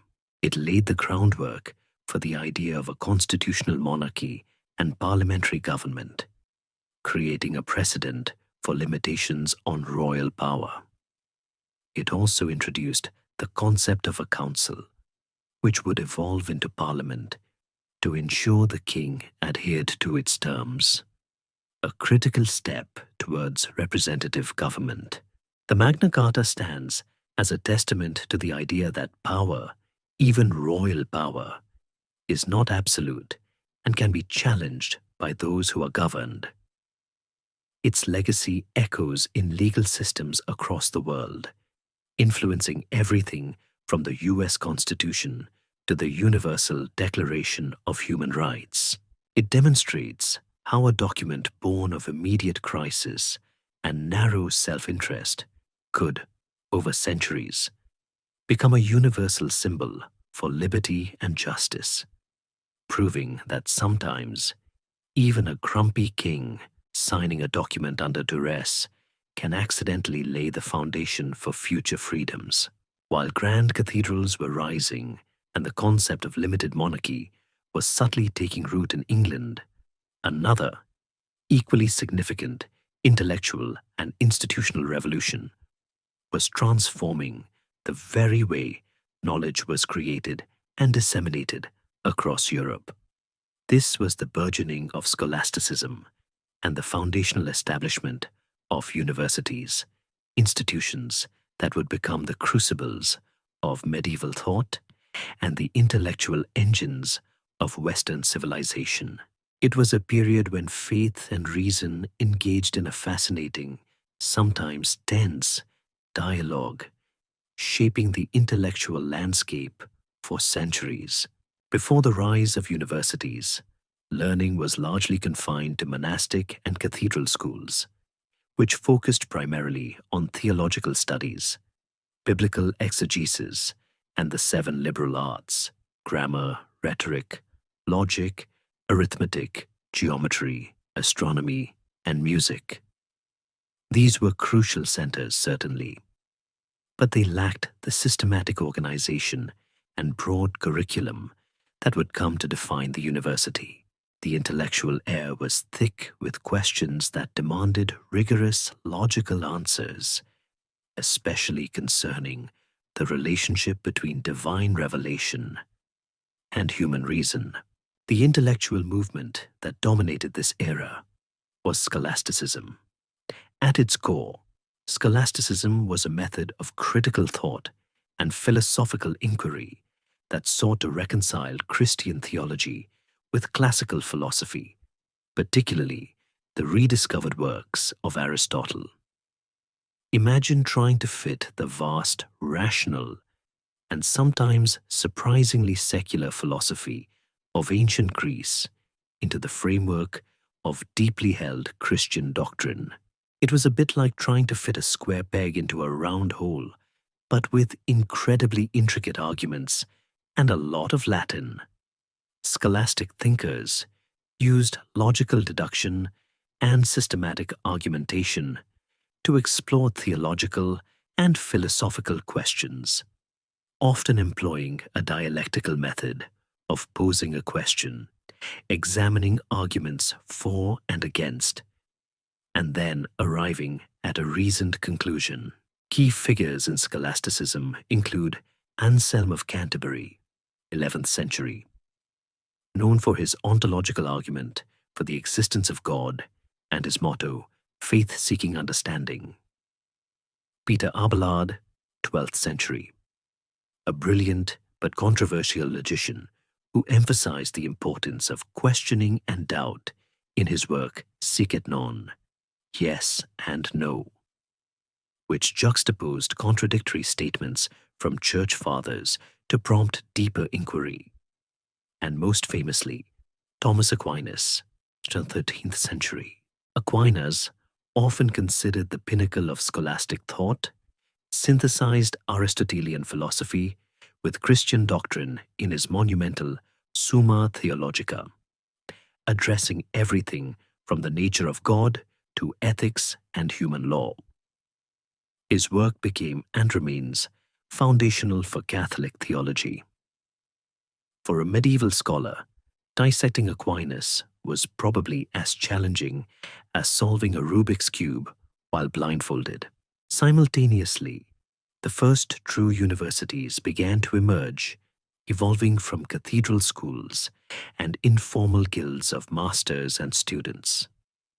These weren't places of hands-on vocational training, but rather centers for higher learning, focusing on the liberal arts, theology, law, and medicine. The earliest universities, such as Bologna, known for law, Paris, known for theology, and Oxford, another theological powerhouse, gradually formalized their structures, establishing faculties, degrees, and common curricula. Students and masters, often hailing from diverse regions, formed associations, universitas, that gained legal recognition and privileges from popes and monarchs, granting them a degree of autonomy that was quite revolutionary. The student life back then was probably a far cry from modern college experiences. Students, often young men from varying social backgrounds, would travel great distances, often enduring hardship, to study under renowned masters. Living conditions could be primitive and discipline strict, though riots between town and gown, locals and students, were not uncommon. The lecture format was dominant, with masters reading and commenting on authoritative texts. Imagine sitting through hours of lectures with no PowerPoint, no internet, and the only notes being what you could scratch down on a wax tablet. Truly, a test of endurance and dedication. The development of universities and scholasticism had profound effects. They systematized and expanded knowledge, providing a rigorous intellectual framework for addressing complex questions. They trained a new class of literate administrators, lawyers, and theologians who would serve in royal courts, church bureaucracies, and increasingly complex urban societies. The rediscovery of Greek and Arabic texts, often translated in places like Islamic Spain and Sicily, remember that vibrant cultural exchange? Provided a wealth of new knowledge that stimulated intellectual inquiry across disciplines.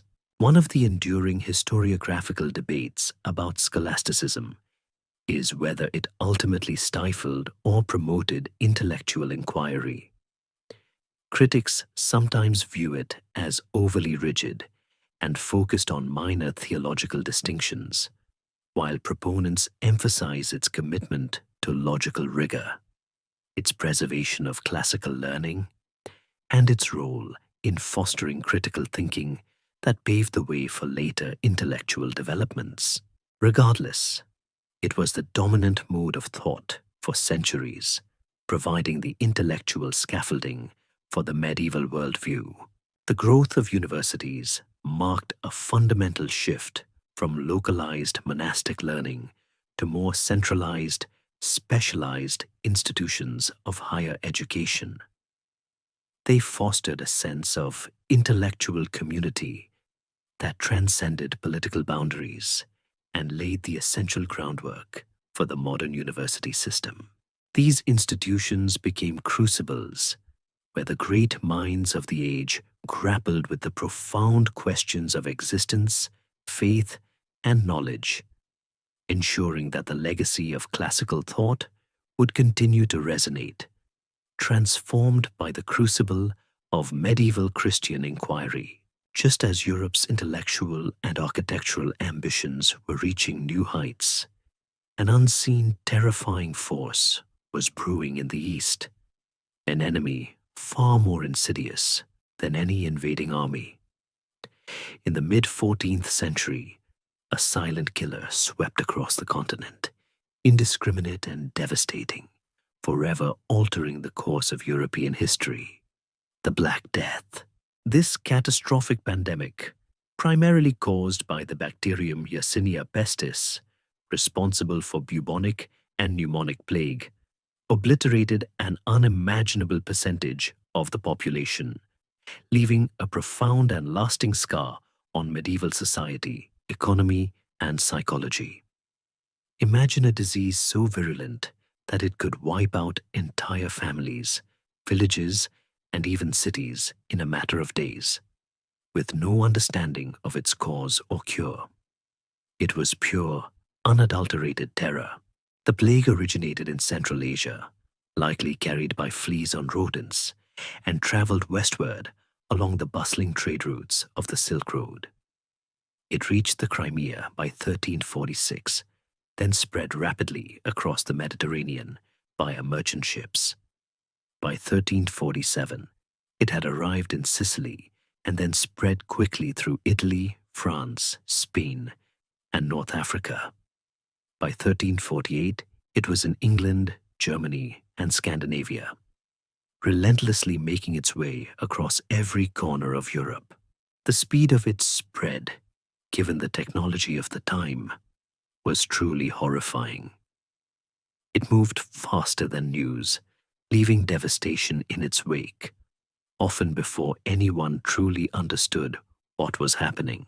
The symptoms were gruesome and unmistakable: fever, chills, vomiting, and intensely painful swellings called buboes, hence bubonic plague, in the lymph nodes, particularly in the armpits, groin, and neck. These buboes often turned black, giving the disease its terrifying name. In some forms, like pneumonic plague, it attacked the lungs, leading to coughing and sneezing that could spread the infection directly from person to person, making it even more lethal. Death often came within days, sometimes hours, of symptoms appearing. The mortality rate was astronomical, estimated to have wiped out between 30% and 50% of Europe's total population within just a few years. Some regions suffered far worse, with death tolls reaching 70% or 80%. Imagine waking up one morning to find half your town simply gone. It's almost incomprehensible today. The societal impact was immediate and profound. Villages were abandoned, fields lay fallow, and trade routes ground to a halt as people desperately tried to escape the contagion. The sheer scale of death overwhelmed existing social structures. Gravediggers couldn't keep up, and mass burial pits became a common, grim sight. The psychological toll was immense. People struggled to comprehend the catastrophe, seeing it as divine punishment, the end of the world, or the work of evil forces. This led to scapegoating, particularly against Jewish communities, who were often blamed for the plague and subjected to horrific persecutions. Economically, the Black Death triggered massive disruptions. The drastic reduction in population led to a severe labor shortage. This had a surprising, if grim, benefit for the surviving peasants and serfs. With fewer workers available, their labor became more valuable. Lords, desperate for hands to work their fields, were forced to offer better wages, more favorable terms, and sometimes even freedom to attract and retain workers. This accelerated the decline of serfdom in Western Europe and led to increased social mobility for some. Suddenly, a peasant could demand more than just enough food to survive. It was an unexpected, bittersweet silver lining to an otherwise horrific cloud. The Church, for all its spiritual authority, also faced a crisis. Many clergy died ministering to the sick, and some fled, leading to a loss of moral authority. People questioned why God had allowed such a catastrophe, and the traditional explanations often seemed inadequate in the face of such overwhelming suffering. This questioning, combined with the loss of learned clergy, contributed to a long-term erosion of trust and a rise in various forms of religious mysticism and even skepticism.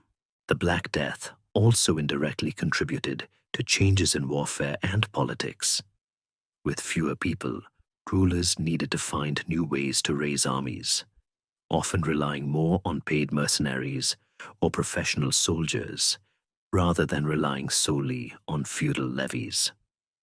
Towns, though initially devastated, often recovered more quickly than rural areas due to their concentration of skilled labor and entrepreneurial spirit, leading to their increased economic and political importance in the long run.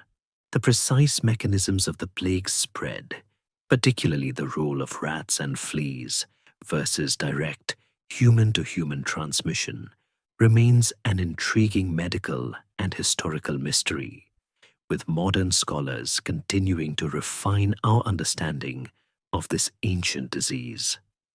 While the immediate horrors eventually subsided, the Black Death continued to recur in waves for centuries, though never again with the same initial devastating intensity. Its long shadow stretched across the late Middle Ages, fundamentally reshaping economic systems, social structures, religious beliefs, and political dynamics. It was a stark, brutal reminder of humanity's vulnerability and the profound ways in which microscopic forces can reshape the destiny of continents, proving that sometimes the greatest historical forces are entirely invisible to the naked eye. Even as Europe reeled from the demographic shockwaves of the Black Death, a new kind of cataclysm, this one entirely man-made, was already grinding on in Western Europe. This was the 100 Years' War, a protracted and often brutal conflict between the Kingdom of England and the Kingdom of France that, despite its name, actually lasted for over a century, roughly 1337 to 1453. It was less a single, continuous war, and more a series of intermittent campaigns, truces, and renewed hostilities. But its cumulative impact fundamentally reshaped the political landscape, military tactics, and national identities of both nations. The roots of this seemingly interminable conflict were complex, entangled in a messy web of feudal loyalties, dynastic claims, and economic rivalries. The English kings, since William the Conqueror, remember that fellow from Section 12? Were dukes of Normandy and held vast territories in France as vassals of the French crown. This created an inherently awkward situation. The King of England was simultaneously a sovereign monarch in his own right and a feudal subordinate to the King of France for his continental possessions. Imagine your landlord also claiming to be your boss and your distant cousin, and occasionally trying to tell you how to run your life. It was a recipe for constant friction. The direct trigger for the war was the death of the French king, Charles V, in 1328, without a direct male heir. Edward III of England, whose mother was Charles IV's sister, claimed the French throne through his maternal lineage. However, French law, the Salic law, which forbade inheritance through the female line, passed the crown to Philip VI, a cousin, establishing the Valois dynasty. Edward III's claim, though legally tenuous by French standards, provided the crucial pretext for a war that had been simmering for generations. The early phases of the war were dominated by a series of stunning English victories, largely due to their innovative military tactics and the devastating effectiveness of the English longbow. At battles like Crécy, 1346, and Poitiers, 1356, smaller English armies, often composed of disciplined archers and dismounted knights, decimated much larger French forces, who relied on traditional, heavily armored cavalry. The longbow, capable of rapid firing and piercing armor at range, was the medieval equivalent of a machine gun, and the French, bless their chivalrous hearts, kept charging into its hail of arrows with predictable and often fatal results. The English longbowman, often a commoner, became a national hero, demonstrating that skill and innovative weaponry could triumph over aristocratic birth and outdated tactics. It was a profound shift in military thought. The war was interrupted by periods of truce, the Black Death. Remember that devastating pandemic from the last section, and internal strife within both kingdoms. However, by the early 15th century, England, under the charismatic leadership of Henry V, launched a renewed invasion. His decisive victory at the Battle of Agincourt, 1415, another triumph for the longbow against overwhelming French numbers, remains one of the most iconic moments in military history. This victory, coupled with alliances with some discontented French factions, led to the Treaty of Troyes, 1420, which effectively disinherited the French Dauphin heir and named Henry V as the heir to the French throne. It seemed for a time that England might actually achieve a dual monarchy and unite the crowns of both nations. But then a rather extraordinary thing happened. Enter Joan of Arc, a peasant girl from a remote village who claimed divine guidance. Her story, a fascinating blend of faith, courage, and inexplicable military success, provides one of the enduring, open historiographical mysteries of the era. How did an illiterate teenage girl, seemingly with no military training, manage to inspire a demoralized army, lead them to victory, and fundamentally shift the tide of a century-long war? Her leadership at the Siege of Orléans in 1429 was a turning point, galvanizing French national sentiment and paving the way for the Dauphin's coronation as King Charles VII at Reims. Though eventually captured and burned at the stake by the English and their French allies as a heretic, her martyrdom only strengthened the French resolve. The final phase of the war saw France gradually push the English back. The French, learning from their bitter defeats, reformed their military, adopted new tactics, and increasingly used gunpowder artillery, which rendered the English longbow less decisive and made traditional castles more vulnerable. The Battle of Castillon in 1453, a French artillery victory, is often considered the final battle of the 100 Years' War. By its end, England had lost virtually all of its continental possessions, retaining only the port of Calais for another century. The 100 Years' War had immense consequences. It fostered a nascent sense of national identity in both England and France, transforming them from collections of feudal loyalties into more cohesive nations. It led to significant military innovations, marking a transition from feudal levies to more professional armies and the increasing importance of infantry and gunpowder. It also weakened the English monarchy and aristocracy, contributing to the later Wars of the Roses, which we'll get to. Don't you worry. For France, it resulted in a stronger, more centralized monarchy and the expulsion of the English, setting it on the path to becoming a dominant European power. It was a long, bloody, and transformative struggle, proving that sometimes even a seemingly endless conflict can forge the very identities of nations.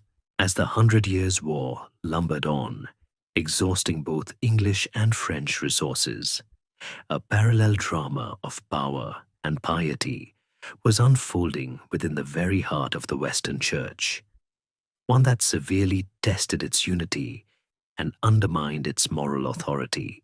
This was the period of the Avignon papacy, often pejoratively called the Babylonian captivity of the papacy, a nearly 70-year stretch, 1309 to 1376, when the Pope, the supposed head of the Catholic Church, resided not in Rome, but in the relatively small French city of Avignon. This geographical shift was more than just a change of address. It triggered a crisis of legitimacy, accusations of French influence, and ultimately set the stage for an even greater schism. The seeds of the Avignon papacy were sown in the late 13th and early 14th centuries, a period marked by escalating tensions between the papacy and the powerful emerging monarchies of Europe, particularly France. Pope Boniface VIII, a fierce proponent of papal supremacy, remember that idea from the Great Schism, clashed repeatedly with King Philip IV of France, known as Philip the Fair. Philip was determined to assert royal authority over the church within his kingdom, particularly regarding taxation of the clergy. This was a classic medieval showdown.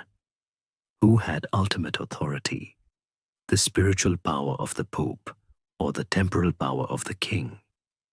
The conflict reached a dramatic peak when Philip IV sent agents to arrest Boniface VIII in Anagni, Italy, in 1303. Although Boniface was quickly freed, the humiliation and shock of the event likely contributed to his death shortly thereafter. This incident, known as the Outrage of Anagni, demonstrated the vulnerability of the papacy to secular power, especially when the popes themselves were not physically secure. It was a stark reminder that even the vicar of Christ could be roughed up by a king with enough muscle. Following Boniface's brief successors, a Frenchman, Clement I, was elected pope in 1305. Clement, fearing the volatile political climate in Rome and perhaps influenced by Philip IV, chose not to travel to Rome for his coronation. Instead, in 1309, he moved the papal court to Avignon, a city then within the Holy Roman Empire, but bordering French territory and heavily influenced by the French monarchy. This move was initially intended to be temporary, a strategic retreat to a safer and more stable environment. However, one pope followed another, and Avignon became the de facto center of Western Christendom for almost 7 decades.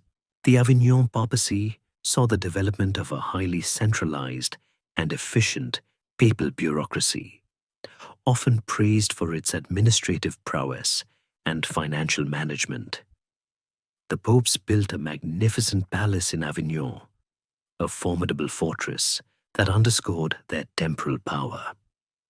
They reformed finances, expanded the papal curia, the administrative body of the church, and established effective systems for collecting revenue from across Christendom. This efficiency, however, often came at a cost. Critics increasingly viewed the Avignon popes as being too closely aligned with the French crown and too focused on material wealth and political maneuvering rather than spiritual leadership. The lavish lifestyle of the papal court and its aggressive taxation policies fueled accusations of corruption and worldliness. This perception of the papacy being under French thumb deeply troubled many Europeans, particularly those in England, who were, after all, fighting France in the 100 Years' War and the Holy Roman Empire. It undermined the Pope's universal authority and led to calls for reform. The absence of the Pope from Rome also created a spiritual and political void in the Eternal City, contributing to instability in Italy and a decline in Rome's prestige.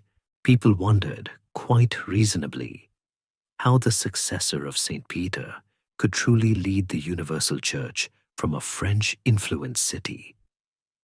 It was a bit like having the head of a global corporation run things from a small provincial branch office, constantly looking over their shoulder for instructions from the local political boss.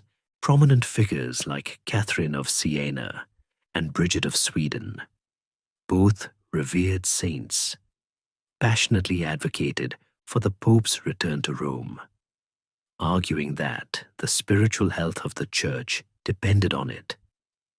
Their persistent lobbying, combined with the instability in Italy and the waning influence of the French monarchy, eventually bore fruit. In 1376, Pope Gregory XIII finally made the momentous decision to return the papacy to Rome. However, the return to Rome did not resolve the deep-seated issues that the Avignon period had exposed. Instead, it precipitated an even greater crisis, the Western Schism, 1378-1417, where for several decades there were two, and at one point even three, rival claimants to the papacy, each with their own college of cardinals and political backing. This period, an incredible historiographical puzzle in terms of who truly held legitimate authority, further eroded the spiritual authority of the Church and demonstrated the fragility of its unity. It sparked widespread calls for fundamental reform within the Church and ultimately led to the Conciliar movement, which argued that ultimate authority in the Church lay with a general council of bishops, not solely with the Pope. The Avignon papacy was a crucial period that revealed the deep interconnectedness of spiritual and temporal power in the medieval world. It showcased the strength of emerging national monarchies and the vulnerabilities of even the most sacred institutions. It highlighted the challenges of maintaining universal authority in a world increasingly defined by diverse national interests, and by exposing the papacy to intense scrutiny, unwittingly laid some of the groundwork for the more profound religious upheavals of the Reformation centuries later. It proved that even popes, for all their divine claims, were not immune to the earthly forces of politics and power. As the Avignon papacy finally limped back to Rome, only to plunge almost immediately into the chaotic mess of the Western Schism. The Hundred Years' War continued its long, grinding progression. Just when it seemed that England, under the charismatic Henry Triumph, was on the verge of uniting the crowns of France and England, a spark of defiance ignited in the unlikeliest of places, personified by one of history's most compelling and mysterious figures, Joan of Arc.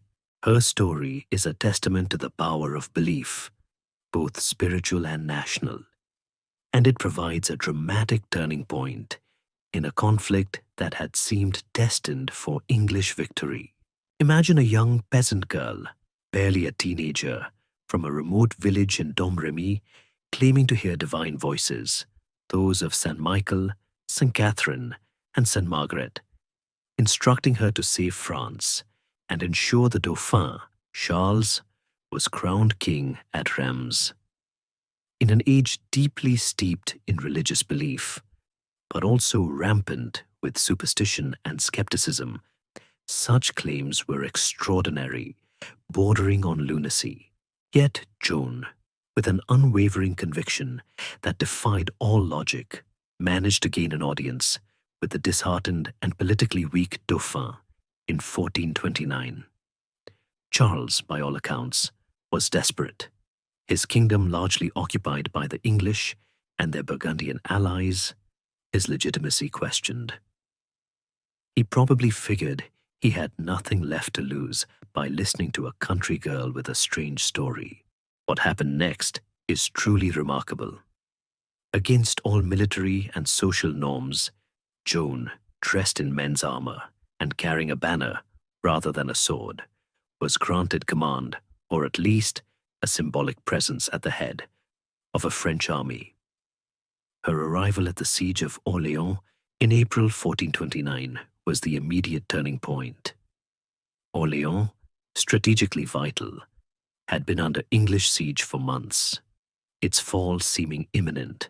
Joan, with her inspiring presence and absolute certainty of divine favor, rallied the demoralized French troops. Whether through sheer psychological impact, tactical genius, or perhaps a combination of both, the French successfully lifted the siege in just 9 days. It was a stunning victory that sent shockwaves through both French and English camps. The English, who had seemed invincible, were suddenly bewildered by this unexpected turn of events, attributing Joan's success to witchcraft or diabolical influence. A nice medieval way of saying, "We don't know how this happened, so it must be evil." Following Orléans, Joan urged Charles to proceed immediately to Reims for his coronation.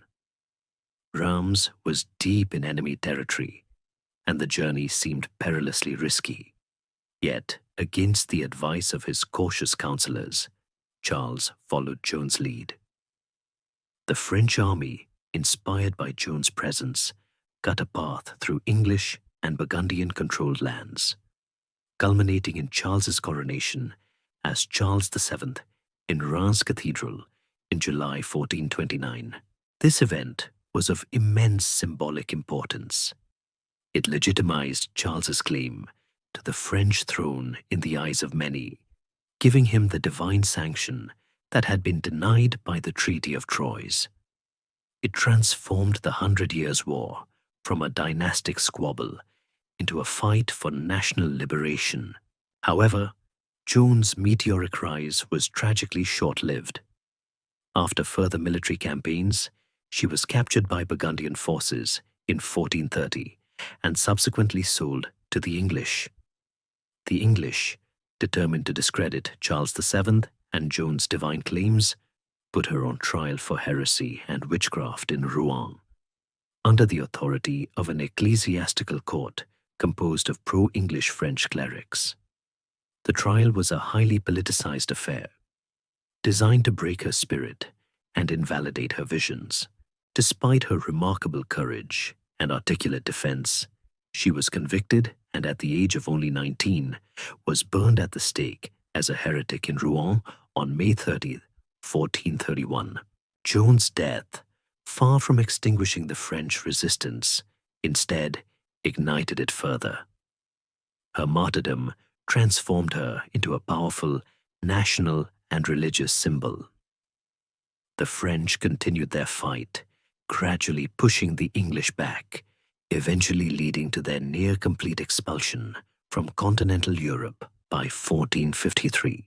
King Charles VII, whose reign she had helped to secure, later ordered a retrial of Joan, which posthumously cleared her name of heresy in 1456, and centuries later she would be canonized as a saint by the Catholic Church. The enduring mystery of Joan of Arc, the subject of countless books, films, and historiographical debates, lies in the very nature of her influence. Was she truly divinely inspired? Was she a brilliant, intuitive military tactician? Or was she a powerful psychological force, a symbol that allowed a demoralized nation to believe in itself again? Perhaps it was a complex blend of all these factors. Her story highlights the profound role of charismatic leadership, popular belief, and even seemingly irrational hope in shaping the course of history, especially during times of prolonged conflict. Joan of Arc's short but incandescent life proved that even in an age dominated by kings, knights, and complex political maneuvering, a single, unwavering spirit, fueled by an extraordinary vision, could turn the tide of a century-long war and redefine the destiny of a nation. With the 100 Years' War finally winding down, leaving France on a trajectory towards stronger nationhood, England found itself exhausted, its continental ambitions shattered, and its monarchy deeply unpopular. The long conflict, coupled with economic strain and the lingering effects of the Black Death, had destabilized the realm, setting the stage for yet another brutal internal struggle. The Wars of the Roses. This wasn't a clash of nations, but a bloody dynastic civil war fought between two branches of the English royal family, the House of Lancaster and the House of York, for control of the English throne. And yes, they got their poetic name from the heraldic badges of the rival families: a red rose for Lancaster and a white rose for York. Because nothing says brutal civil war like pretty flowers, right? The roots of the conflict lay in the tumultuous and often weak reign of King Henry VI, House of Lancaster, who ascended to the throne as an infant. He was pious and well-meaning, but suffered from periods of mental incapacitation, rendering him incapable of effective rule. This leadership vacuum allowed powerful nobles to jockey for influence, leading to deep divisions within the court and widespread dissatisfaction with royal governance. The loss of virtually all French territories after the 100 Years' War was a massive blow to national pride and depleted the crown's resources, further eroding support for the Lancastrian regime. It's hard to look good when you've lost the family jewels and also can't reliably remember where you put your crown. The principal challenger to the Lancastrian throne was Richard, Duke of York, a direct descendant of Edward III, the same king who started the 100 Years' War. Richard felt he had a stronger claim to the throne than Henry VI. The simmering tensions finally erupted into open warfare in the mid-1450s, a chaotic period of shifting alliances, betrayals, and devastating battles, fought by relatively small but highly effective noble armies. The Wars of the Roses were characterized by a series of brutal engagements. Major battles like St. Albans, 1455, Towton, 1461, and Tewkesbury, 1471, were incredibly bloody, often resulting in high casualties among the nobility. Toten, fought in a snowstorm, is considered one of the largest and bloodiest battles ever fought on English soil. Imagine a snow-covered field, hundreds of men clashing with swords and axes, the ground turning red with blood. It truly paints a picture, doesn't it? The conflict wasn't just about battles. It involved assassinations, executions, and acts of political cunning. The principle of legitimacy was constantly in question, as kings were deposed, restored, and then deposed again, leading to a profound sense of instability and uncertainty across the kingdom. The Yorkists initially gained the upper hand. Richard, Duke of York, was killed in battle, but his son, the charismatic Edward IV, successfully claimed the throne in 1461, becoming the first Yorkist king. He proved to be a capable ruler, bringing a period of relative stability. However, dynastic feuds and betrayals continued to plague the realm. Edward's own brother, Richard, Duke of Gloucester, later Richard III, seized the throne after Edward IV's death, famously or infamously imprisoning and possibly murdering his young nephews, the princes in the Tower. This act, shrouded in historical mystery and endless speculation, did Richard do it or someone else, solidified his reputation as a ruthless villain, cemented by Shakespeare's later play. The conflict dragged on for 3 decades, decimating much of the Old English aristocracy. Family against family, brother against brother, the wars were fought with a ferocity born of deeply personal stakes and dynastic pride. The traditional feudal system, already weakened by the Black Death and the 100 Years' War, was further eroded as successive kings relied more on directly paid retainers and less on the unreliable feudal levies. The Wars of the Roses finally came to a dramatic close at the Battle of Bosworth Field in 1485. Here, Henry Tudor, a distant Lancastrian claimant who had been living in exile, landed in England with a small force and challenged Richard III. In a decisive moment, some of Richard's key allies betrayed him, leading to his defeat and death on the battlefield, the last English king to die in battle. Henry Tudor, seizing the crown, was immediately crowned Henry VII, establishing the new Tudor dynasty. To unite the warring factions and solidify his claim, Henry married Elizabeth of York, Edward IV's daughter, symbolically blending the red and white roses into the Tudor rose, a powerful emblem of peace and reconciliation. The impact of the Wars of the Roses was profound. It effectively ended the medieval period in England and ushered in a new era of stronger, more centralized monarchy under the Tudors. The old feudal aristocracy, having largely destroyed itself through internal conflict, was replaced by a new nobility loyal to the crown. It created a demand for internal stability and a strong central authority, paving the way for the powerful Tudor monarchs like Henry IV and Elizabeth III. The wars demonstrated the brutal consequences of a weak monarchy and an overmighty nobility, leaving a lasting legacy on English political thought and contributing to the eventual rise of Parliament as a counterbalance to royal power.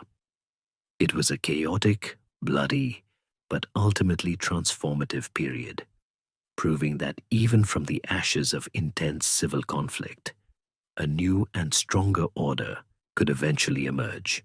While England was tearing itself apart in the Wars of the Roses, and Western Europe was grappling with the aftermath of plague and prolonged warfare, the venerable Byzantine Empire in the East, the enduring heir of Rome, was fighting a desperate losing battle against a formidable new power.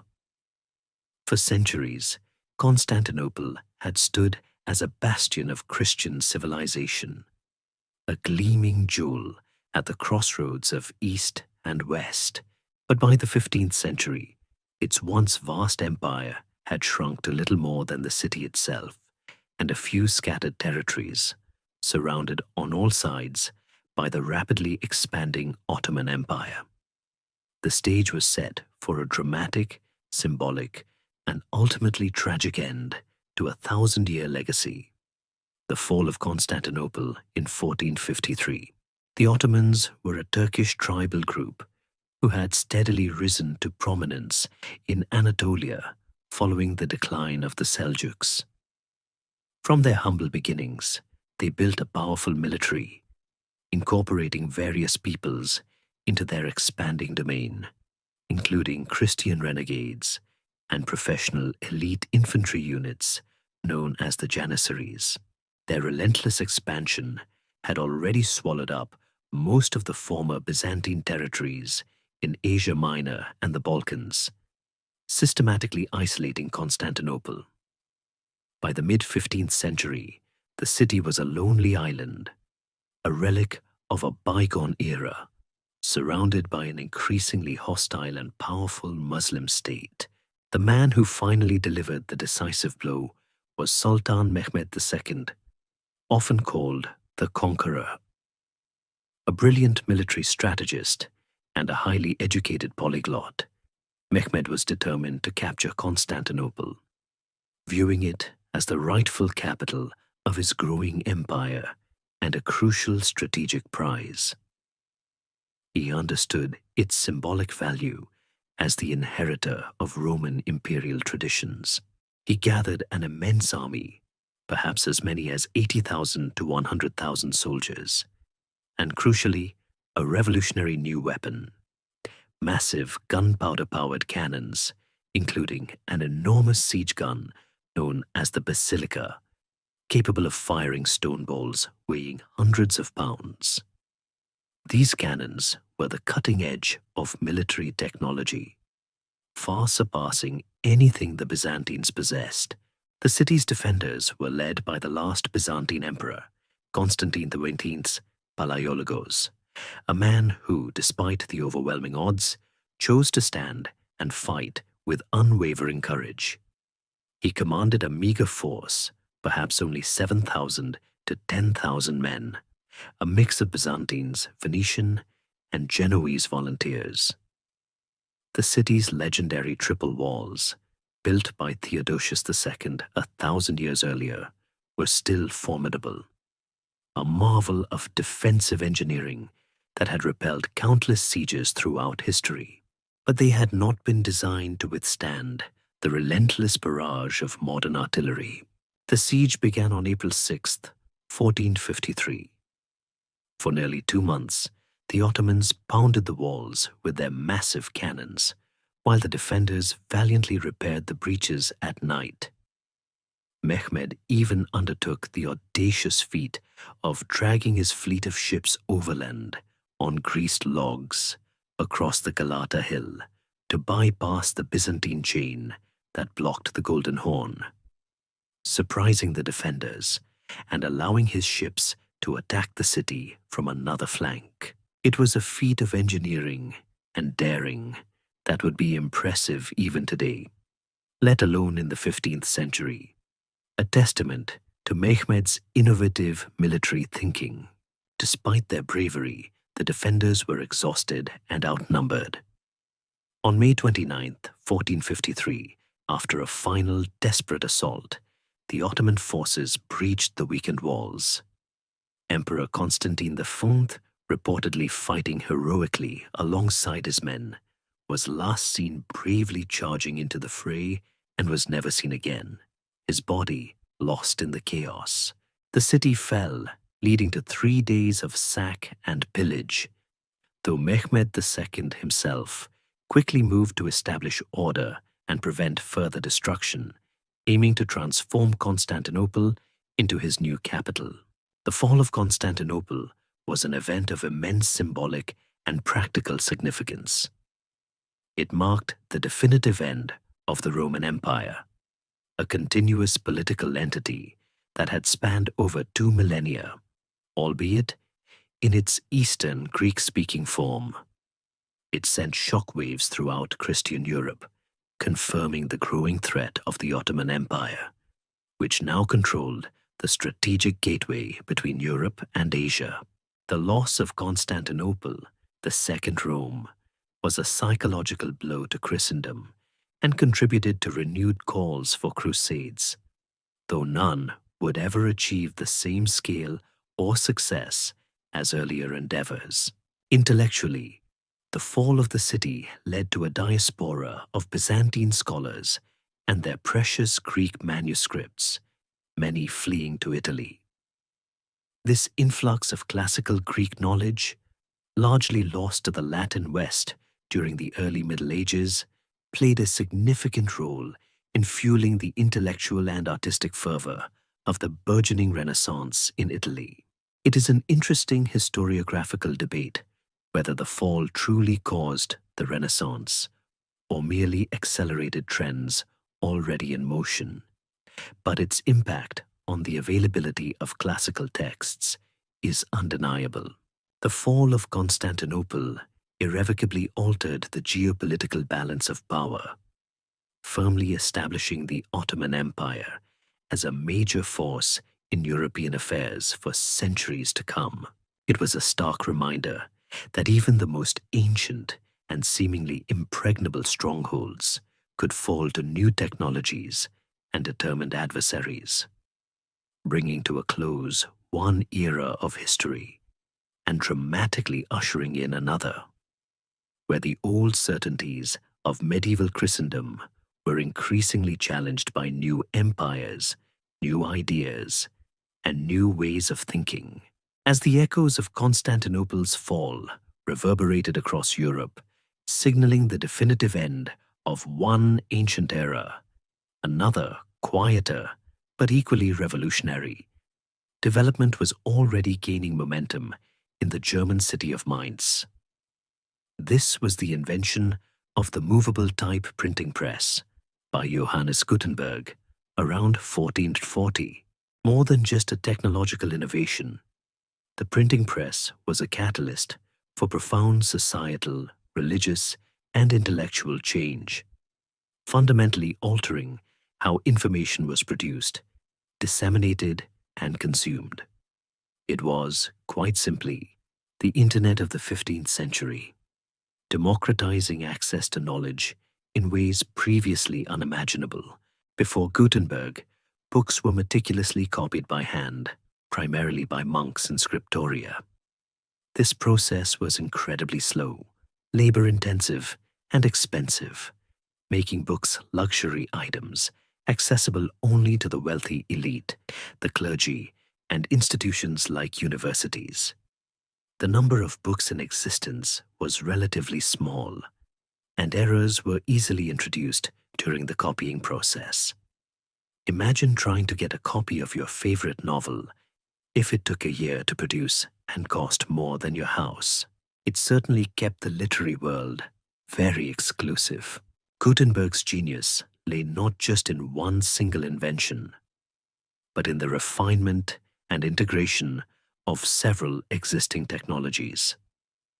He developed a system that included durable metal type for individual letters, a specialized ink that would adhere to the metal and paper, and a modified wine press adapted for printing. The key was the movable type. Individual characters could be arranged to form pages of text, printed, and then rearranged for the next page. This meant that once the type was cast, an almost unlimited number of identical copies could be produced quickly and relatively cheaply. It was a production line for words, a concept so simple yet so utterly transformative. The first major work printed by Gutenberg was the Gutenberg Bible, completed around 1455. It was a monumental undertaking, showcasing the quality and precision of the new technology. The Bible, with its consistent typeface and clear layout, immediately demonstrated the potential of the press. It was still an expensive item, but far more affordable than a hand-copied manuscript. Soon, other printers, seeing the success of Gutenberg, began to adopt and improve upon his methods, and printing presses rapidly spread from Mainz across Germany, then to Italy, France, England, and eventually throughout Europe. The impact of the printing press was nothing short of revolutionary. Firstly, it led to an explosion in the availability of books and other printed materials. This dramatically reduced the cost of books, making them accessible to a much wider segment of society, not just the elite. Suddenly, literacy became more valuable and attainable for common people, leading to a surge in educational opportunities and a more informed populace. Imagine a world where news, ideas, and stories could suddenly be shared with thousands, not just dozens. It was a seismic shift in information flow. Secondly, the printing press standardized texts. No longer subject to the errors introduced by individual scribes, printed books produced identical copies, which was crucial for legal texts, scientific treatises, and especially religious works. This standardization facilitated scholarly communication and reduced ambiguities. However, it also led to a fascinating historiographical debate. Did the printing press primarily promote the standardization of existing knowledge, or did it spark truly new ideas?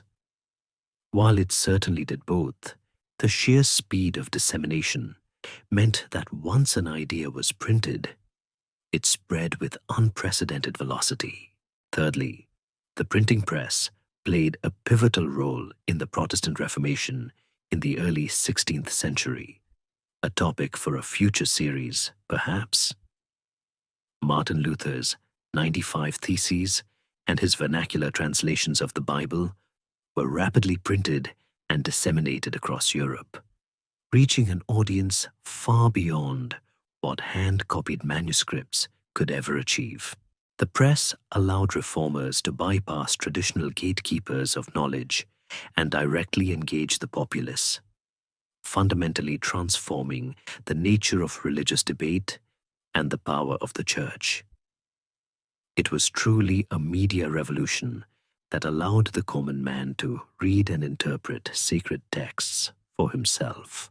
Beyond religion, the printing press facilitated the spread of scientific ideas, exploration narratives, and political pamphlets, contributing to the broader intellectual awakening that we call the Renaissance, and later, the scientific revolution. It fostered the development of vernacular languages as printers produced books in local languages rather than just Latin, contributing to the rise of national literatures and identities. It was a tool for propaganda, for education, for entertainment, and for revolution. The invention of the printing press marks a clear dividing line between the medieval world and the early modern era. It transformed the very landscape of knowledge and communication, shifting Europe from an oral and manuscript culture to a print culture. It empowered individuals, challenged established authorities, and accelerated the pace of change in every sphere of life. Johannes Gutenberg's quiet innovation in Mainz, seemingly a mere mechanical improvement, ignited a firestorm of intellectual and social transformation, proving that sometimes the greatest revolutions are born not on the battlefield, but in the workshop of a clever inventor.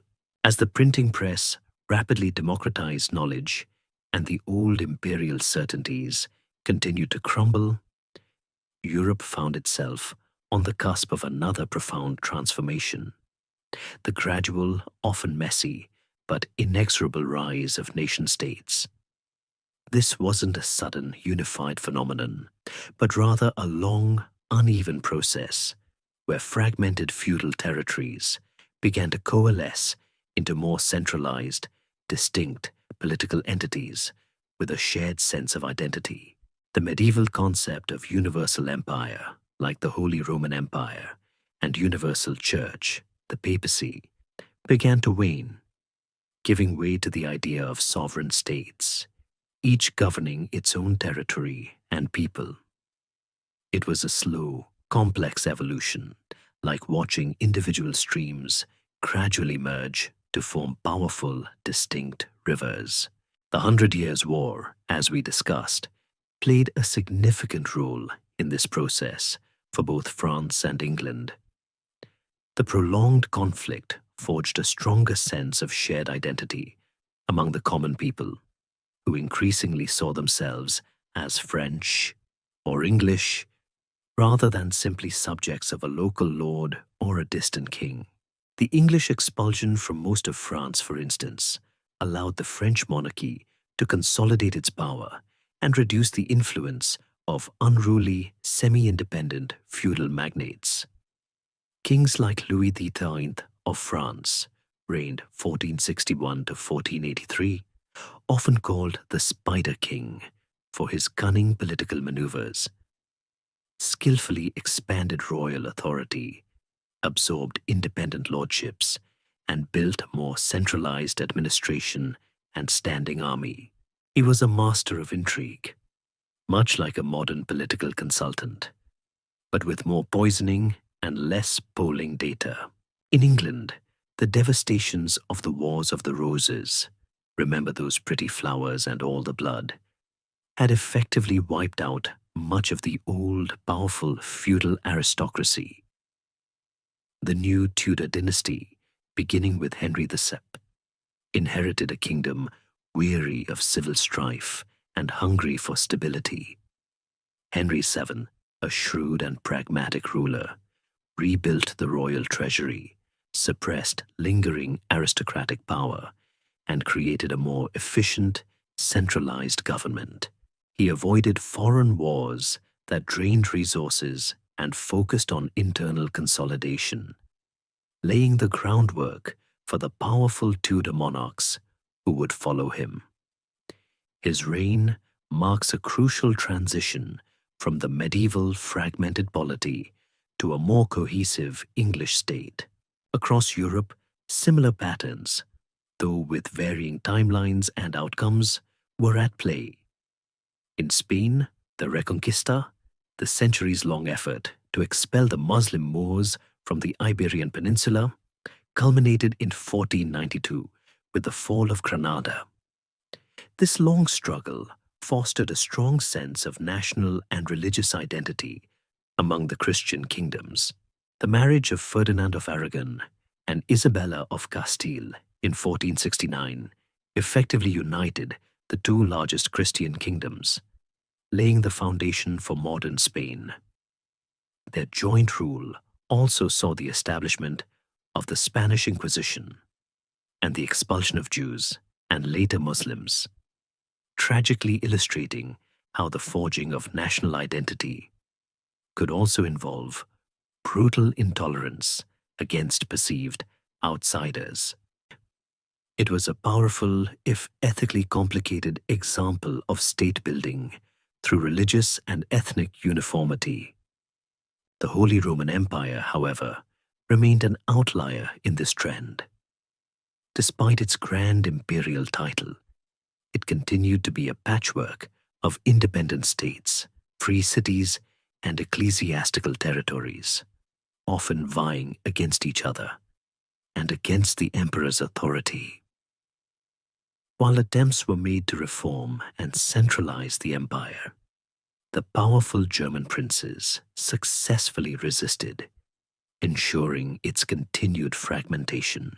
This unique situation would have profound consequences for the religious upheavals of the Reformation and the later development of Central Europe. It really was like trying to herd cats, but each cat had its own army and a strong sense of personal sovereignty. The factors driving the rise of nation-states were manifold. The decline of feudalism meant kings could increasingly raise revenues and armies directly, rather than relying solely on their vassals. The growth of towns and a merchant class provided new sources of wealth and administrators loyal to the crown, often bypassing the traditional aristocracy. Improvements in communication, partly thanks to the printing press, allowed monarchs to disseminate laws and propaganda more effectively, fostering a sense of shared community. The development of permanent, professional armies, relying on gunpowder weaponry, which was expensive and favored large states, also tilted the balance of power away from individual feudal lords towards centralized royal authority. This shift from a decentralized feudal world to one of centralized nation-states was a monumental development. It meant a move towards more defined borders, a growing sense of shared language and culture, and the emergence of stronger central governments capable of waging larger wars, collecting more taxes, and administering more effectively. It also laid the groundwork for the modern international system, where independent, sovereign states are the primary actors.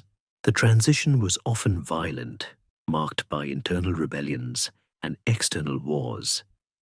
But by the end of the 15th century, the outlines of modern European nations were becoming discernible, demonstrating that even after centuries of fragmentation, the desire for consolidated power and shared identity could, and often did, prevail. It was a complex, multi-layered process and a fascinating historiographical puzzle as to which factors were truly dominant in each specific case. As the medieval epoch neared its close, marked by the consolidation of nation-states and the revolutionary spread of printed knowledge, a new intellectual and artistic current began to flow, first in Italy and then rippling across the continent. This was the Renaissance, a period often described as a rebirth of classical art, literature, and philosophy, marking a distinct break from what its proponents often viewed as the darkness of the preceding Middle Ages.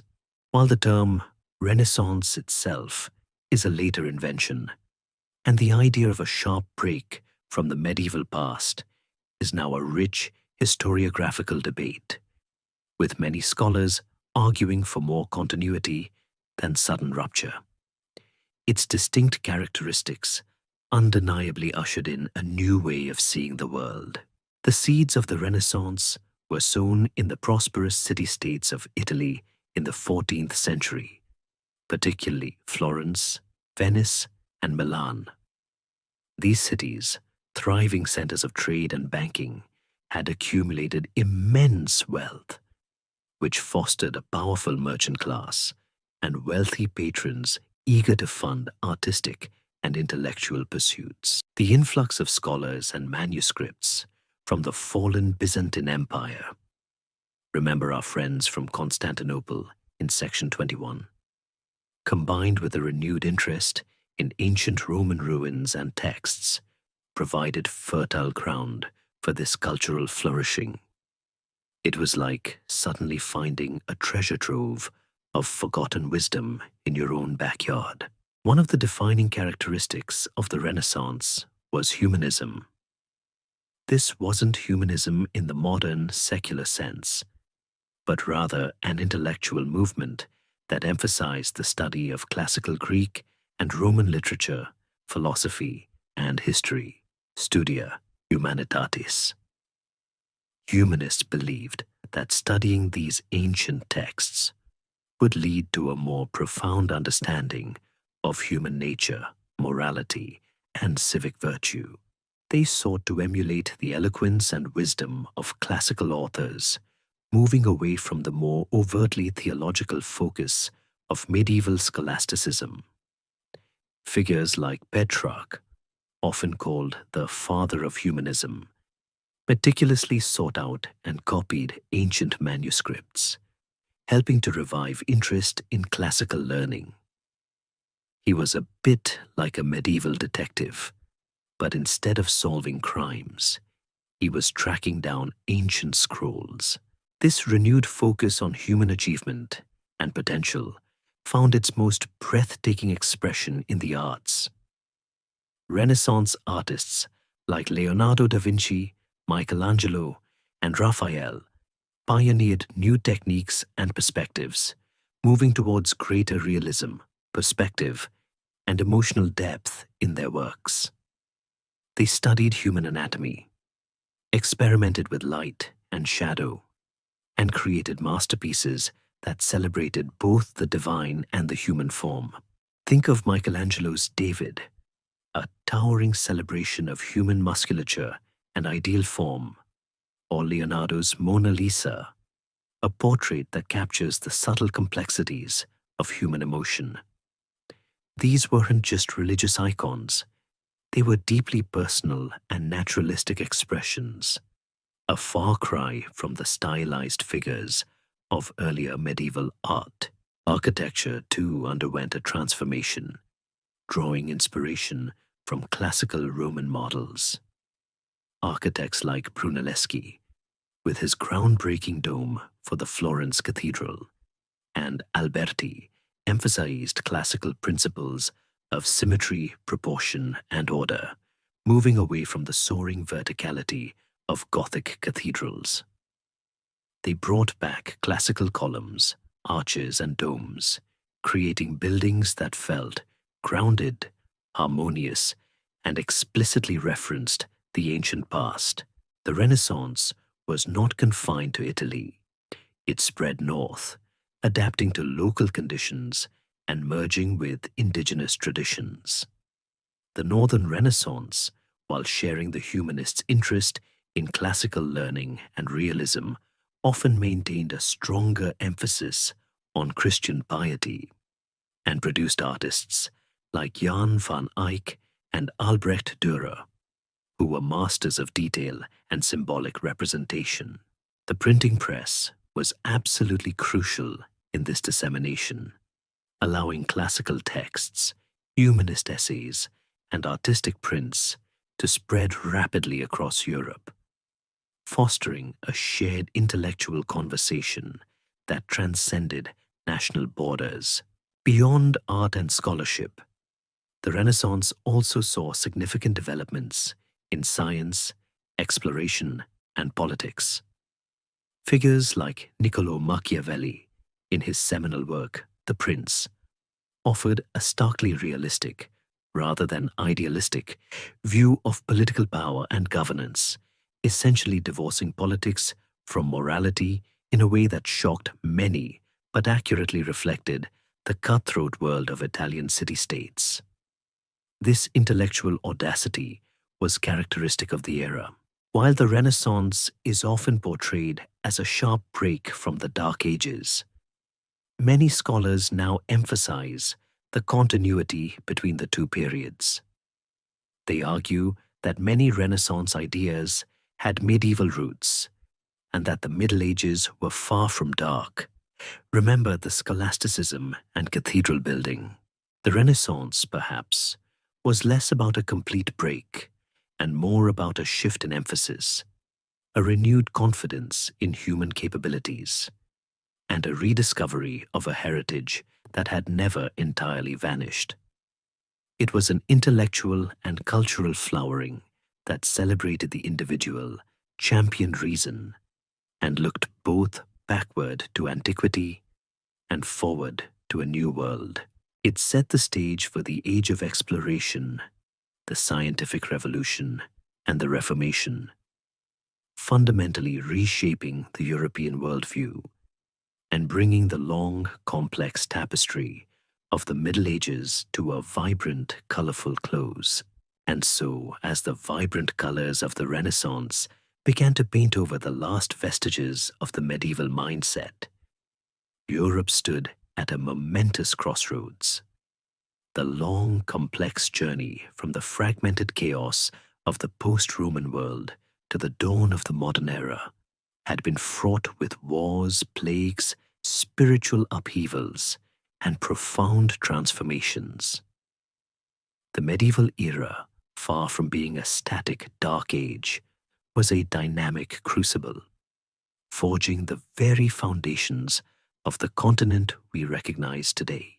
Its legacy, however, extends far beyond mere historical facts. It continues to resonate in our institutions, our languages, our art, and even our subconscious understanding of the past.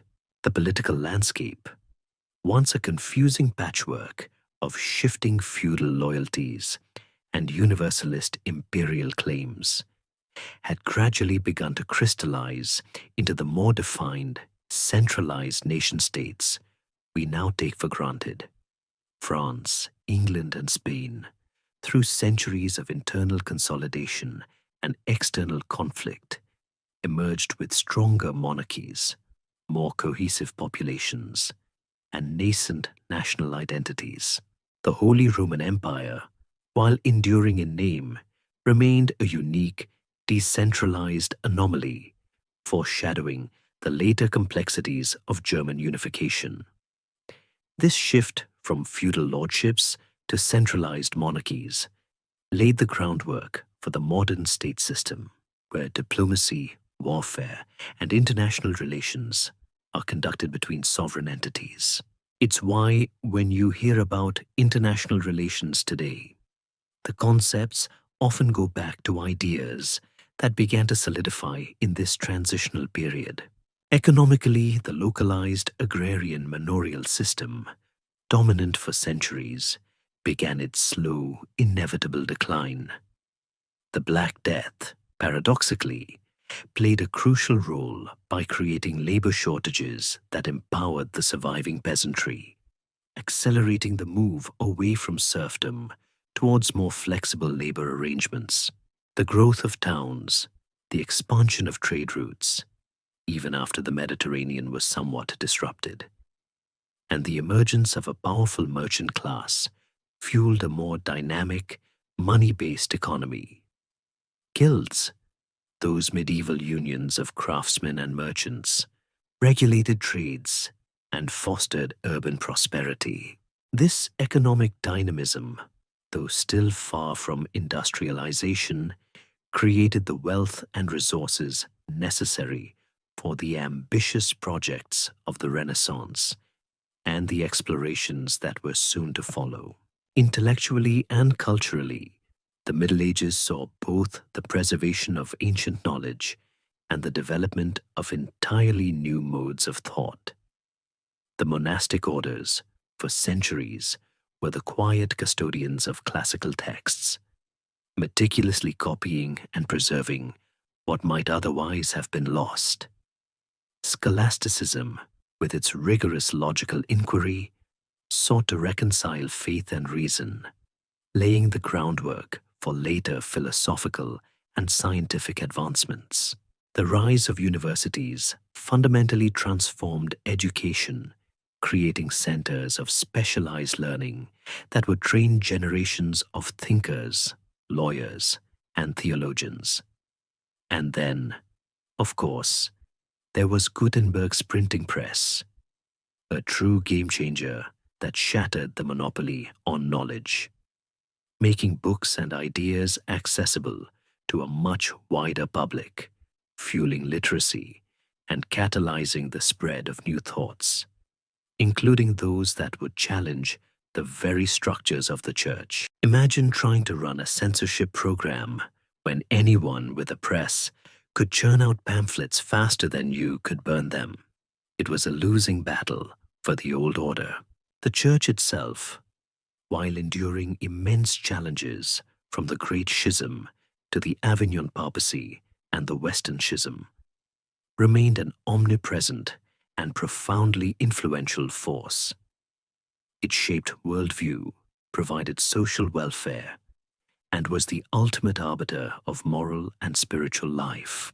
Even its internal crises, however, revealed the cracks in its universal authority and contributed to a growing questioning of its practices, setting the stage for the religious upheavals of the Reformation, which would soon plunge Europe into another century of conflict, but this time fundamentally redefining its spiritual landscape. Militarily, the medieval period witnessed a profound evolution, from the feudal levy and the dominance of cavalry to the rise of professional armies, the increasing importance of infantry, especially with the longbow, and the revolutionary impact of gunpowder and artillery. The brutal efficiency of these new technologies rendered old castles vulnerable and favored states with greater resources, further contributing to the centralization of power in the hands of kings. So, as we draw this long story to a close, remember that the Middle Ages were not simply a gap between two golden ages. They were a vibrant, often contradictory, and endlessly fascinating period of formation. They saw the rise of iconic figures like Charlemagne and Joan of Arc, the construction of awe-inspiring cathedrals, the birth of universities, the devastating impact of the Black Death, and the slow, arduous process of states finding their form. It was an era of profound religious faith, fierce political struggle, and remarkable human ingenuity. It was the training ground for the modern world, shaping its geography, its languages, its laws, and its very way of thinking. The medieval world, in essence, provided the roots from which the tree of modern Europe would grow, ensuring that its echoes continue to resonate in the present day, a constant reminder of how deeply our contemporary world is intertwined with its seemingly distant past.